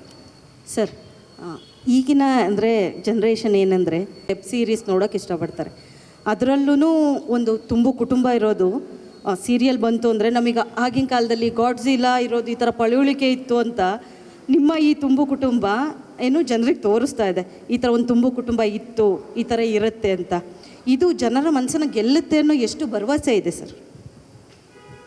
ಅದೇ ನಮ್ಮ ನಿರ್ಮಾಪಕರು ಮೊದಲೇ ಹೇಳಿದ್ರು, ಅವರು ಒಂದು ಕಥೆಯನ್ನು ಆರಿಸ್ಕೊಳ್ಬೇಕಾದ್ರೆ ಒಂದು ಗೊತ್ತಿಲ್ಲದಿರೋದನ್ನು, ಯಾರಿಗೂ ಗೊತ್ತಿಲ್ಲದಿರೋ ವಿಷಯವನ್ನು ಆರಿಸ್ಕೊಳ್ಳೋದು, ಇನ್ನೊಂದು ಯಾವುದಾದ್ರು ಹೊಸದಾಗಿ ಹುಟ್ಟಾಕೋದು ಅನ್ನೋದು, ಮರ್ತೋಗಿರೋದು ಅಂದರೆ ಮೊದಲು ಮರ್ತೋಗಿರೋವಂಥ ವಿಷಯನ ಹಾಕೋದು ಅಂತ. ಸೊ ಅದನ್ನೇ ಹೇಳಿದ್ದು. ಅಂದರೆ ಇವಾಗ ಹೇಗೆ ಹೇಳೋದು ಅಂದರೆ, ಈಗ ಯಾವುದೋ ಒಂದು ಹೊಸ ಒಂದು ಆವಿಷ್ಕಾರ ಆಗ್ತಾ ಇದ್ದಂಗೆ ಎಲ್ಲರೂ ಹೇಗೆ ಅಟ್ರ್ಯಾಕ್ಟ್ ಆಗ್ತೀವೋ ಅದೇ ಥರನೇ ನಾವು ಕೂಡ ಯಾರ್ಯಾರು ಏನೇನು ಮರ್ತೋಗಿದ್ದಾರೋ ಈಗಿನ ಜನ್ರೇಷನ್ನ ಅದನ್ನು ತೋರಿಸಿ ಅವ್ರು ಮತ್ತೆ ನೆನಪು ಮಾಡಿಕೊಟ್ಟು ಅವ್ರಿಗೆ ಇದ್ರ ಬಗ್ಗೆ ತಿಳಿಸ್ಕೊಡ್ಬೇಕು ಅನ್ನೋ ಪ್ರಯತ್ನ ಮಾಡ್ತಾ ಇದ್ದೀವಿ. ಅದನ್ನೇ ಹೇಳ್ತಾ ಇರೋದು. ಅದಕ್ಕೋಸ್ಕರನೇ ಅವಿಭಕ್ತ ಕುಟುಂಬದ ಒಂದು ಕಾನ್ಸೆಪ್ಟ್ ತಂದಿರೋದು ಅಂತ. ಸರ್, ಒಂದು ತುಂಬು ಕುಟುಂಬ ಅಂದರೆ ಹಳ್ಳಿನಲ್ಲಿ ತುಂಬ ಸಾಮಾನ್ಯವಾಗಿರುತ್ತೆ. ನಮ್ಮ ಅರ್ಬನ್ ಅಲ್ಲಿ ಅಷ್ಟು ರೀಚ್ ಆಗ್ತಿದೆಯಾ ಆನಂದ ನಿಲಯ? ನೋಡಬೇಕು. ಈಗ ಇನ್ನೂ ಈ ಕಾಲಘಟ್ಟದಲ್ಲಿ ಏನು ಹೇಗೆ ಇನ್ನೂ ಬರೀ 10 ಎಪಿಸೋಡ್ ಅಷ್ಟೇ ಆಗಿರೋದಲ್ವಾ. ಸೊ ನಾವು ಕತೆ ಮಾಡಿರೋದೇ ಅರ್ಬನ್, ಹಳ್ಳಿ ಕತೆ ಅಲ್ಲ, ಅರ್ಬನ್ನಲ್ಲೇ ಅಂದರೆ ಅರ್ಬನ್ನಲ್ಲೇ ಅವಿಭಕ್ತ ಕುಟುಂಬ ಇಟ್ಕೊಂಡು ಮಾಡಿರೋಂಥದ್ದು. ಸೊ ಇದು ಹಳ್ಳಿಗೂ ಹೊಂದಾಣಿಕೆ ಆಗುತ್ತೆ, ನಮಗೂ ಹೊಂದಾಣಿಕೆ ಆಗುತ್ತೆ. ಬಟ್ ಅರ್ಬನಲ್ಲಿ ಹೇಗೆ ರಿಯಾಕ್ಟ್ ಆಗುತ್ತೆ ಅನ್ನೋದಕ್ಕೆ ಇನ್ನೂ ಈಗ ಭಾಳ ಬೇಗ ಹೇಳ್ದಂಗೆ ಆಗ್ಬಿಡುತ್ತೆ. ಇನ್ನೂ ಅದು ಬರಬೇಕು ರಿಸಲ್ಟ್ಸ್. ದಿವ್ಯಾ ಮೇಡಮ್, ನಿಮಗೆ ಮೇಡಮ್ ಇಲ್ಲ, ಆ್ಯಕ್ಚುಲಿ ನಿಮ್ಮ ಪ್ರಶ್ನೆಗೆ ಸ್ಟಾರ್ ಸುವರ್ಣ ವಾಹಿನಿಯವರು FGD ಅಂತ ಮಾಡ್ತಾರೆ, ಫೋಕಸ್ ಗ್ರೂಪ್ ಡಿಸ್ಕಷನ್ ಅಂತ ಹೇಳಿಬಿಟ್ಟು, ವೇರ್ ಅವ್ರು ಏನು ಮಾಡ್ತಾರೆ, ತಂಡಗಳು ಕ್ರಿಯೇಟ್ ಮಾಡಿ ಆ ತಂಡಗಳು ತಾಲೂಕ್ ಲೆವೆಲಿಗೆ ಹೋಗುತ್ತೆ, ಡಿಸ್ಟ್ರಿಕ್ಟ್ ಲೆವೆಲಿಗೆ ಹೋಗುತ್ತೆ, ಹಳ್ಳಿ ಲೆವೆಲಿಗೆ, ವಿಲೇಜ್ ಲೆವೆಲಿಗೆ ಹೋಗಿ ಅಲ್ಲೆಲ್ಲ ಡೇಟಾ ಕಲೆಕ್ಟ್ ಮಾಡ್ಕೊಂಬರ್ತಾರೆ ಮತ್ತು ಒಂದು ರಿಸರ್ಚ್ ಮಾಡ್ಕೊಂಬರ್ತಾರೆ. ನಾವು ಬರೀ TRPನೋ ಮತ್ತು ಜಿಯೋ ಹಾಟ್ಸ್ಟಾರ್ ಇದೆಲ್ಲದ್ರ ಜೊತೆಗೆ ಜನರು ಇದನ್ನು ಹೇಗೆ ರಿಸೀವ್ ಮಾಡ್ಕೊತಿದ್ದಾರೆ ಒಂದು, ಯಾಕಂದರೆ ಹಳ್ಳಿ ಲೆವೆಲಲ್ಲಿ ಬರೋಂಥ ಫೀಡ್ಬ್ಯಾಕ್ ಬೇರೆ ಇರುತ್ತೆ, ಡಿಸ್ಟ್ರಿಕ್ಟ್ ಲೆವೆಲಲ್ಲಿ ಬೇರೆ. ಸೊ ಇದನ್ನೆಲ್ಲದನ್ನು ಅಕ್ಯುಮುಲೇಟ್ ಮಾಡಿಕೊಂಡು ಅದ್ರ ಬೇಸಿಸ್ ಮೇಲೂ ನಾವು ಕತೆಗಳನ್ನ, ನಾವು ಮುಂದಿನ ಕತೆನ ಚೇಂಜ್ ಮಾಡ್ತಾ ಹೋಗ್ತಿರ್ತೀವಿ.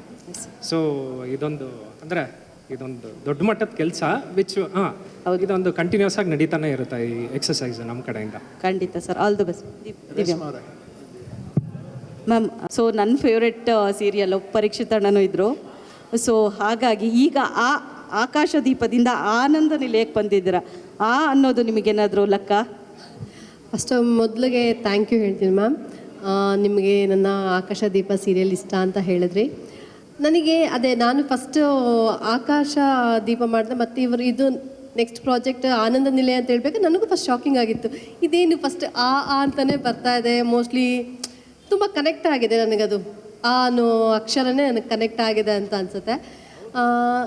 ಅದರಲ್ಲಿ ನೀವು ಹೇಳಿದಾಗೆ IPS ಆಫೀಸರ್ ನಂದು ಅದು ಡ್ರೀಮ್ ಆಗಿತ್ತು. ಆ ಡ್ರೀಮ್ ನನ್ನ ಯಜಮಾನರು ಹೆಂಗೆ ನನ್ನ ಕನಸನ್ನ ಈಡೇರಿಸ್ತಾರೆ ಅನ್ನೋದು. ಇದರಲ್ಲಿ ಏನಿದೆ ಅಂತ ಹೇಳಿದ್ರೆ, ನನ್ನ ಫ್ಯಾಮಿಲಿನೇ ನನ್ನ ಕನಸು. ನನ್ನ ಫ್ಯಾಮಿಲಿ ಅದರಲ್ಲಿ ಒಗ್ಗಟ್ಟಾಗಿರೋದು, ನನ್ನ ಕುಟುಂಬ ನೋಡ್ಕೋಬೇಕು, ನನ್ನ 3 ಮೈದನರು ನನ್ನ ಮಕ್ಕಳ ಥರ ನೋಡ್ಕೊಳ್ಳೋದು. ಅದಕ್ಕಾಗಿ ನಾನು ಮತ್ತು ನನ್ನ ಧರ್ಮ ಅವರು ತುಂಬಾ ಸ್ಯಾಕ್ರಿಫೈಸ್ ಮಾಡಿರ್ತೀವಿ. ಮಕ್ಕಳು ಈಗ ಸದ್ಯಕ್ಕೆ ಬೇಡ ಆ ಮಗು ಅಂತ ಹೇಳ್ಬಿಟ್ಟು, ಯಾಕಂದರೆ 3 ತಮ್ಮಂದರೆ ನಮಗೆ ಮಕ್ಕಳಾಗಿ ಅವರ ಜವಾಬ್ದಾರಿ ನಮ್ಮ ಜವಾಬ್ದಾರಿ ಅಂತ ಅಂದ್ಕೊಂಡು ಒಂದು ದೊಡ್ಡ ಕನಸು. ಈ 3 ಮೈದನರು ಅವ್ರ ಲೈಫ್ನ ಸೆಟ್ಲ್ ಮಾಡಬೇಕು ಅನ್ನೋದೇ. ಈ ಪಾತ್ರ ಅಂತೂ ನನಗೆ ತುಂಬಾ ಇಷ್ಟ ಆಯಿತು. ಫಸ್ಟ್ ಕೃಷ್ಣ ಸರ್ ನನಗೆ ಅಪ್ರೋಚ್ ಮಾಡಿದರು. ನಾನು ತುಂಬ ಆಕಾಶದೀಪ ಮಾಡಿ ತುಂಬ ವರ್ಷ ಆದಮೇಲೆ ಮತ್ತೆ ಸ್ಟಾರ್ ಸುವರ್ಣಕ್ಕೆ ಅಮ್ಮ ಅದು ನೋಡಿ ಇನ್ನೊಂದು ಇದು ಸೀರಿಯಲ್ ಮಾಡಿದ್ದು ಅಮ್ಮ ಅಂತಲೇ, ಅದು ಇಂದನೇ ಸ್ಟಾರ್ಟ್ ಆಗಿದ್ದು. ಅದಾದಮೇಲೆ ಮತ್ತೆ ನಾನು ಸ್ಟಾರ್ ಸುವರ್ಣಕ್ಕೆ ಮಾಡಬೇಕಾದ್ರೆ ನನಗೊಂಥರ ಹೆಮ್ಮೆ ಅಂತ ಅನ್ಸ್ಕೊಳ್ಳುತ್ತೆ. ಇದು ನಂದು ತವ್ರ ಮನೆ ಆಕಾಶದೀಪ. ಮತ್ತೆ ನಾನು ಬಂದಿದ್ದೆ ಸ್ಟಾರ್ ಸುವರ್ಣಕ್ಕೆ ಮತ್ತೆ ಬಂದಿದ್ದೀನಿ. ಕೃಷ್ಣ ಸರ್ ಫಸ್ಟ್ ಹೇಳಿದ್ರು, ಈ ಥರ ಪ್ರಾಜೆಕ್ಟ್ ನಾವು ಮಾಡ್ತಾ ಇದ್ದೀವಿ, ಈ ಪಾತ್ರ ನಿಮಗೆ ನಿಮಗೆ ಸೂಟ್ ಆಗುತ್ತೆ ಅಂತ ಹೇಳಿದ್ರು. ನಾನು ಸ್ವಲ್ಪ ಡೌಟ್ ಇತ್ತು ನನಗೆ ನಾನು ಕ್ಯಾರಿ ಮಾಡ್ತೀನಾ, ತುಂಬ ಜವಾಬ್ದಾರಿ ಇರೋಂಥ ಪಾತ್ರ ನನಗಾಗತ್ತಾ ಅಂತ ತುಂಬಾ ಡೌಟ್ ಇತ್ತು. ಆದರೆ ಆ ಡೌಟೆಲ್ಲ ನನಗೆ ಆದರ್ಶ್ ಸರ್ ತುಂಬಾ ಕ್ಲಿಯರ್ ಮಾಡಿದ್ರು. ಯಾಕಂತಂದರೆ ಫಸ್ಟ್ ನಾನು ಬ್ಲ್ಯಾಂಕಾಗಿ ಬರ್ತೀನಿ ಶೂಟಿಂಗ್ ಸ್ಪಾಟಿಗೆ ಬರಬೇಕಾದ್ರೆ, ಸೀನಿಗೆ ಬರಬೇಕಾದ್ರೆ ಸೀನ್ ಪೇಪರ್ ನೋಡ್ಕೊಂಡಿರ್ತೀವಿ. ಆದರೆ ನಮ್ಮ ಆರ್ಟಿಸ್ಟಲ್ಲಿ ಆ ಪಾತ್ರನ ಹೊರಗೆ ಹಾಕೋ ಜವಾಬ್ದಾರಿ ಎಲ್ಲ ನಮ್ಮ ಆದರ್ಶ್ ಹೆಗಡೆ ಸರ್ಗೆ ಸೇರಬೇಕು. ಇವಾಗ ನೀವು ನಮ್ಮ ಆನ್ ಸ್ಕ್ರೀನ್ ನಮ್ಮ ಪಾತ್ರಗಳು ನಿಮ್ಗೆ ಹೇಗೆ ಕನೆಕ್ಟ್ ಆಗ್ತಿದೆ, ಹೇಗೆ ನಿಮ್ಮ ಮನೇಲಿರೋ ಒಬ್ರೊಬ್ರು ಪಾತ್ರಗಳು ನಮ್ಮದು ಒಬ್ಬೊಬ್ರು ಪಾತ್ರ ನಿಮ್ಗೆ ಹೇಗೆ ಹತ್ರ ಆಗುತ್ತೋ, ಅದಕ್ಕೆ ಏನೇ ಇದ್ರೂ ಅದಕ್ಕೆ ಫುಲ್ ಎಫರ್ಟ್ ಹೋಗ್ಬೇಕಾಗಿದ್ದು ನಮ್ಮ ಆದರ್ಶ್ ಸರ್ಗೆ. ಪ್ರತಿಯೊಂದು ಡೈಲಾಗ್ ಆಗಲಿ, ಮತ್ತು ನಮ್ಮದೊಂದು ನಮ್ಮದು ಒಂದು ಎಮೋಷನ್ ನಮ್ಮದು ಹೊರಗಡೆ ಹಾಕೋದಾಗಲಿ, ಮತ್ತು ಡೈಲಾಗ್ ಡೆಲಿವರಿ ಆಗಲಿ ಎಲ್ಲ ಹೀಗೇ ಬರಬೇಕು. ತುಂಬ ಅಷ್ಟೇ, ನಮ್ಮದು ಕಾಸ್ಟ್ಯೂಮ್ ಆದರೂ ಆಗ್ಬೋದು, ನಮ್ಮದು ಔಟ್ಫಿಟ್ ತುಂಬ ಓವರಾಗಿ ಏನಿರೋದಿಲ್ಲ. ಮನೇಲಿ ನಾವು ಹೇಗಿರ್ತೀವೋ ಸಿಂಪಲ್ ಆಗಿರಬೇಕು. ನಾವು ನೋಡಿದ್ರೆ ಇದು ನಮ್ಮ ಮನೇಲೇ ಆಗ್ತಾ ಇದೆ, ಇದು ಹೌದು ನಮ್ಮಮ್ಮ ಅಂತ, ನಮ್ಮಮ್ಮ ಹೀಗೆ ಇರ್ತಾರಲ್ವ, ನಮ್ಮ ಅತ್ತಿಗೆ ಹೀಗೆ ಇರ್ತಾರಲ್ವ, ಆ ಥರ ನಮ್ಮ ಆಡಿಯನ್ಸ್ಗೆ ಅನಿಸುತ್ತೆ. ಹೌದು ಹೀಗೇ ತುಂಬ ಓವರಾಗಿ ಮಾತಾಡೋದಾಗಲಿ, ತುಂಬ ಡ್ರಾಮೆಟಿಕ್ ಆಗಿ ಆ ಥರ ಯಾವ ಪಾತ್ರಗಳು ಇಲ್ಲ. ಅದು ಅಷ್ಟು ಅಚ್ಚುಕಟ್ಟಾಗಿ ನಮ್ಮ ಆದರ್ಶ್ ಸರ್ ತೊಗೊಂಬಂದಿದ್ದಾರೆ. ನಾನು ಥ್ಯಾಂಕ್ಸ್ ಹೇಳ್ತಿದ್ದೀನಿ ಸರ್. ಫಸ್ಟ್ ನನಗೆ ನಾನು ತಮಿಳ್ ಪ್ರಾಜೆಕ್ಟ್ ಮಾಡ್ತಾಯಿದ್ದೆ, ಅಲ್ಲಿ ಪ್ರಾಂಪ್ಟಿಂಗ್ ಇರ್ತಾಯಿತ್ತು. ಫಸ್ಟ್ ನನಗೆ ಇನಿಷಿಯಲ್ಸ್ 2-3 ಡೇಸ್ ತುಂಬಾ ಕಷ್ಟ ಆಗ್ತಾಯಿತ್ತು. ಅದು ಬೈ ಹರ್ಟ್ ಮಾಡಿಕೊಂಡು ಇವರು ಹರ್ಷ ಹೇಳಿದ್ರು, ನಮಗೆ ಒಂದು ಸೀನ್ ಫಸ್ಟ್ ಒಂದೇ ಶಾರ್ಟಲ್ಲಿ ಒಂದು ಸೀನ್ ಮುಗಿಸ್ಬಿಡ್ತೀವಿ. ಬೇರೆ ಸೀರಿಯಲಲ್ಲಿ ಹೇಗೆ ಅಂತ ಹೇಳಿದ್ರೆ mid wide short close-up short ಅಂತೆಲ್ಲ ಇಟ್ಟಿರ್ತಾರೆ. ಇದು ಹಾಗಲ್ಲ, ಫಸ್ಟ್ ಒಂದು ಸೀನ್ ಬಂದುಬಿಟ್ರೆ ಫಸ್ಟ್ ಹಾಗೆ ಹೇಳ್ಬಿಡ್ತಾರೆ, ನೋಡು ನೀನು ಬಂದು ನಂದು ಇದೇ ಸ್ಟೈಲ್, ನಂದು ಇದೇ ಪ್ಯಾಟ್ರನ್, ಫಸ್ಟು ಬಂದರೆ ಒಂದು ಸೀನ್ ಫುಲ್ ಕಂಪ್ಲೀಟ್ ಮಾಡಬೇಕು. ಆವಾಗ ನಮಗೆ ಕಂಟಿನ್ಯೂಟಿ ಆಗಲಿ, ನಮ್ಗೆ ಫ್ಲೋ ಸಿಗುತ್ತೆ, ಈಸಿ ಆಗುತ್ತೆ. ಮತ್ತು ಕ್ಲೋಸಪ್ಗೂ ಅಷ್ಟೇ ನಮಗೆ ಕಂಟಿನ್ಯೂಟಿ ಅಲ್ಲ, ನಾವು ಹೀಗೆ ಮಾಡಿದ್ವಿ ಹೀಗೆ ಮಾಡೋದು ನಮ್ಗೆ ಅದು ನಿಮ್ಮಂತ ನ್ಯಾಚುರಲ್ ಆಗಿ ಬರುತ್ತೆ. ಆ್ಯಕ್ಟಿಂಗ್ ಹತ್ರ ಯಾವುದೂ ಓವರ್ ಅಂತ ಅನ್ಸೋದಿಲ್ಲ. ಫಸ್ಟ್ ತುಂಬಾ ಕಷ್ಟ ಆಯ್ತು, ಇವಾಗ ಹೋಗ್ತಾ ಹೋಗ್ತಾ ನಮ್ಗೆ ಅಡ್ಜಸ್ಟ್ ಆಗಿಬಿಟ್ಟಿದೆ. ನಾವು ವಾ ಸೂಪರ್ ಆಗಿದೆ, ಇದೊಂಥರ ಹೊಸ ಎಕ್ಸ್ಪೀರಿಯನ್ಸ್. ನಾನು ಇದುವರೆಗೆ ಇಷ್ಟು ವರ್ಷ ನನ್ನ ಕೆರಿಯರಲ್ಲಿ ಈ ಥರ ನಾನು ವರ್ಕ್ ಮಾಡಿದ್ದೇ ಇಲ್ಲ, ಚೆನ್ನಾಗಿ ಬರ್ತಾ ಇದೆ. ಮೇಡಮ್ ಅಷ್ಟೇ ಅಲ್ದೇ ಕನ್ನಡ ಮಾಡಿರ್ತಕ್ಕಂಥ ಸೀರಿಯಲ್ ಮಾಡಿರ್ತಕ್ಕಂಥವ್ರು ಪರಭಾಷೆ ಸೀರಿಯಲ್ಗಳಿಗೆ ಹೋಗ್ತಾ ಇದ್ದಾರೆ, ಹೆಚ್ಚು ಅವಕಾಶ ಅಲ್ಲಿ ಸಿಗ್ತಾ ಇದೆ ಅಂತ ಹೋಗ್ತಾ ಇದ್ದಾರೋ ಅಥವಾ ನಮ್ಮಲ್ಲಿ ಅವಕಾಶಗಳು ಕಡಿಮೆ ಆಗ್ತಿದೆ ಅಂತ ಹೋಗ್ತಾ ಇದ್ದಾರೋ? ಸೊ ಯಾಕೆಂದರೆ ನೀವು ನಮ್ಮ ಕನ್ನಡದಲ್ಲಿದ್ದವರು, ಸೊ ಪರಭಾಷೆಗೂ ಹೋದ್ರಿ, ಮತ್ತೆ ಕನ್ನಡಕ್ಕೆ ಬಂದಿದ್ದೀರ, ಇಲ್ಲ ಅಂತ ಹೇಳ್ತಿಲ್ಲ. ಬಟ್ ಆ ಟೈಮಲ್ಲಿ ನಿಮಗೆ ಅವಕಾಶಗಳು ಕಡಿಮೆ ಇತ್ತಾ ಅಥವಾ ಬೇರೆ ಏನಾದ್ರು ರೀಸನ್ ಇತ್ತಾ? ಇಲ್ಲ, ನನಗೆ ಅವಕಾಶಗಳಿಗೇನು ಕಮ್ಮಿ ಇಲ್ಲ. ನನಗೆ ಒಳ್ಳೊಳ್ಳೆ ಆಪರ್ಚುನಿಟೀಸೇ ಇತ್ತು. ನಾನು ಆಕಾಶದೀಪ ಆದಮೇಲೆ ಮತ್ತೆ 2 ಸೀರಿಯಲ್ ಮಾಡಿದೆ ಕನ್ನಡದಲ್ಲಿ. ಹಾಗೆ ನನಗೆ ತಮಿಳಲ್ಲಿ ಪ್ರಾಜೆಕ್ಟ್ ಬಂತು. ತಮಿಳಲ್ಲಿ ಬರ್ತಿದ್ದಾಗೆ ಅದು ನನಗೆ ಇಷ್ಟು ವರ್ಷ ಯಾಕೆ ಗ್ಯಾಪ್ ತೊಗೊಂಡೆ ಅಂತ ಹೇಳಿದ್ರೆ, ಅಲ್ಲಿ ಕಮಿಟ್ ಆದಮೇಲೆ ನನಗೆ ಅಟ್ ಎ ಟೈಮ್ ನನಗೆ 2 ಪ್ರಾಜೆಕ್ಟ್ ಮಾಡೋಕ್ಕಾಗ್ತಾ ಇರಲಿಲ್ಲ. ತುಂಬಾ ಕಷ್ಟ ಆಗ್ತಾಯಿತ್ತು, ಟ್ರಾವೆಲ್ ಮಾಡೋಕ್ಕೋಗೋದಿಲ್ಲ, ಮತ್ತು ಬೇಬಿ ಇರೋದ್ರಿಂದ ನನಗೆ ಕಷ್ಟ ಆಗ್ತಾಯಿತ್ತು ನೋಡ್ಕೊಳ್ಳೋಕ್ಕೆಲ್ಲ. ನಾನು ಇದುವರೆಗೂ ನಾನು ಮಾಡಿದ್ದು ಒಂದು ಪ್ರಾಜೆಕ್ಟ್ ಮುಗಿದ್ಮೇಲೆ ಇನ್ನೊಂದು ಪ್ರಾಜೆಕ್ಟ್ ಕಮಿಟ್ ಆಗೋದು, ಯಾವುದು 2 ಪ್ರಾಜೆಕ್ಟ್ ನಾನು ಇದುವರೆಗೂ ನಾನು ಮಾಡಲಿಲ್ಲ. ಅದಕ್ಕೋಸ್ಕರನೇ ನನಗೆ ಕನ್ನಡ ಮಾಡೋಕ್ಕಾಗಿಲ್ಲ. ಅಲ್ಲಿ ನಾನು ಮಾಡಿದ 2 ಸೀರಿಯಲ್ ಮಾಡಿದೆ, 1000 ಎಪಿಸೋಡ್ಸ್ 2 ಸೀರಿಯಲ್ಲು ಆಗಿರೋದ್ರಿಂದ ನನಗೆ ಬೇರೆ ಕನ್ನಡಕ್ಕೆ ಮತ್ತೆ ಮಾಡೋಕ್ಕಾಗಿಲ್ಲ. ನನಗೆ ಇವಾಗ ಇದು ಒಂಥರನೂ ನನಗೆ ಈಗ ಆಗಷ್ಟೇ ಮುಗ್ದಿದಷ್ಟೇ ನನ್ನ ತಮಿಳ್ ಪ್ರಾಜೆಕ್ಟ್ ಮುಗ್ದು ಒಂದು 2 ಮಂತ್ಸ್ ಆಗಿತ್ತು ಅಷ್ಟೇ. ಆಗಿರಬೇಕಾದ್ರೇ ಈ ಸೀರಿಯಲ್ ನನಗೆ ಅವಕಾಶ ಬಂತು. ಓಕೆ, ಇದು ಒಳ್ಳೆ ಚಾನ್ಸ್, ನನಗೆ ಇದು ಮಿಸ್ ಮಾಡ್ಕೋಬಾರ್ದು. ತಮಿಳ್ ಬೇರೆ ಸೀರಿಯಲ್ ಬಂದಿದೆ, ಮಾತುಕತೆ ಎಲ್ಲ ಆಗಿದೆ, ಆದರೆ ಇಲ್ಲ ಫಸ್ಟ್ ಪ್ರಿಪ್ರೇಷನ್ ಏನೇ ಇದ್ರೂ ನಾನು ಫಸ್ಟ್ ಕನ್ನಡದ ಪ್ರಿಫರ್ ಮಾಡಬೇಕು ಅಂತ ಹೇಳ್ಬಿಟ್ಟು ನಾನು ಈ ಪ್ರಾಜೆಕ್ಟ್ ನಾನು ಒಪ್ಕೊಂಡೆ. Thank you ma'am. Sir last question Reshma ಅವರೇ. Thank you. ಆ್ಯಕ್ಚುಲಿ ಮದುವೆ ಅಂತ ಕಾಣುತ್ತೆ. ಓಕೆ, ಎಲ್ಲ ಒಂದು ಕಡೆ ಲೋ ನವೀನ ಅನ್ನೋ ಸಿನಿಮಾದಲ್ಲಿ ಸಿಂಪಲ್ ಕ್ಯಾರೆಕ್ಟರ್ ಬಂದ್ರು, ಬಾಸುಮತಿ ಅನ್ನೋ ಕ್ಯಾರೆಕ್ಟರ್ ತುಂಬ ಫೇಮಸ್ ಆಗಿತ್ತು. ಬಟ್ ಅದಾದಮೇಲೆ ಇವರು ಹೀರೋಯಿನ್ ಆಗಿ ಬರ್ತಾರೆ, ಕನ್ನಡ ಇಂಡಸ್ಟ್ರಿಗೆ ಒಬ್ರು ಹೀರೋಯಿನ್ ಸಿಕ್ಕಿದ್ರು ಅನ್ನೋ ಟೈಮಲ್ಲಿ ಇಲ್ಲಿ ಪಿಕ್ಚರ್ ಚೆಕ್ ಮಾಡಿ ನೋಡಿದರೆ ಆನಂದ ನೀರದಲ್ಲಿ ಇದ್ದೀರಾ. ಯಾಕೆ ಆ ಬೆಳ್ಳಿ ತೆರೆಯಿಂದ ಮತ್ತೆ ಕಿರುತೆರೆಗೆ? ಆ್ಯಸ್ ಅನ್ ಆ್ಯಕ್ಟರ್ ಲೋ ನವೀನ ಮಾಡಿ ಆ್ಯಕ್ಚುಲಿ ಒಂದು 3 years ಮೇಲಾಗಿತ್ತು. ಸೊ ಅದಾದಮೇಲಿಂದ ಈ ಕಡೆ ಹೇಳ್ತಿಲ್ವ, ನಾನು ಹುಡ್ಕೊಂಡು ಹೋಗಿದ್ದಲ್ಲ, ಅದೇ ಕರೆದಿದ್ದು ಈ ಕಡೆ ಬನ್ನಿ. ನನಗೆ ನಾನೊಬ್ಳು ಥಿಯೇಟರ್ ಆರ್ಟಿಸ್ಟ್. ನನಗೇನಪ್ಪ ಅಂದರೆ ಕಲೆ, ನನಗೆ ಮೂವೀಸ್ ಆಗಿರಲಿ ಸೀರಿಯಲ್ಸ್ ಆಗಿರಲಿ ಆ್ಯಕ್ಟಿಂಗ್ ಅಷ್ಟೇ. ಸೊ ಅಪಾರ್ಚುನಿಟಿ ಸಿಕ್ಕಿದ್ರೆ ಇದಾದಮೇಲಿಂದ ಮೂವೀಸು ಕಮಿಟ್ ಆಗಿದ್ದೀನಿ. ಸೊ ಅದು ಮಾಡ್ತಾಯಿದ್ದೀನಿ, ಇದು ಮಾಡ್ತಾಯಿದ್ದೀನಿ, ನನಗೆ ಇದ್ರ ಮಧ್ಯೆ ಡಿಫ್ರೆನ್ಷಿಯೇಷನ್ ಏನೂ ಇಲ್ಲ. ಇದು ಕಲೆನೇ, ಅದು ಕಲೆನೇ, ಅದು ಮಾಡ್ತೀನಿ, ಇದು ಮಾಡ್ತೀನಿ. ಸೊ ನಾನು ಮಾಡೋ ಪಾತ್ರ ಇಷ್ಟಪಟ್ಟರೆ ಜನ ಅದನ್ನು ಸೀರಿಯಲ್ ಆದರೂ ಆಕ್ಸೆಪ್ಟ್ ಮಾಡ್ತಾರೆ, ಮೂವಿ ಆದರೂ ಆಕ್ಸೆಪ್ಟ್ ಮಾಡ್ತಾರೆ, ಅಷ್ಟೇ. ಆಲ್ ದ ಬೆಸ್ಟ್, ಟೀಮಿಗೆ ಆಲ್ ದ ಬೆಸ್ಟ್, ಒಳ್ಳೆಯದಾಗಲಿ.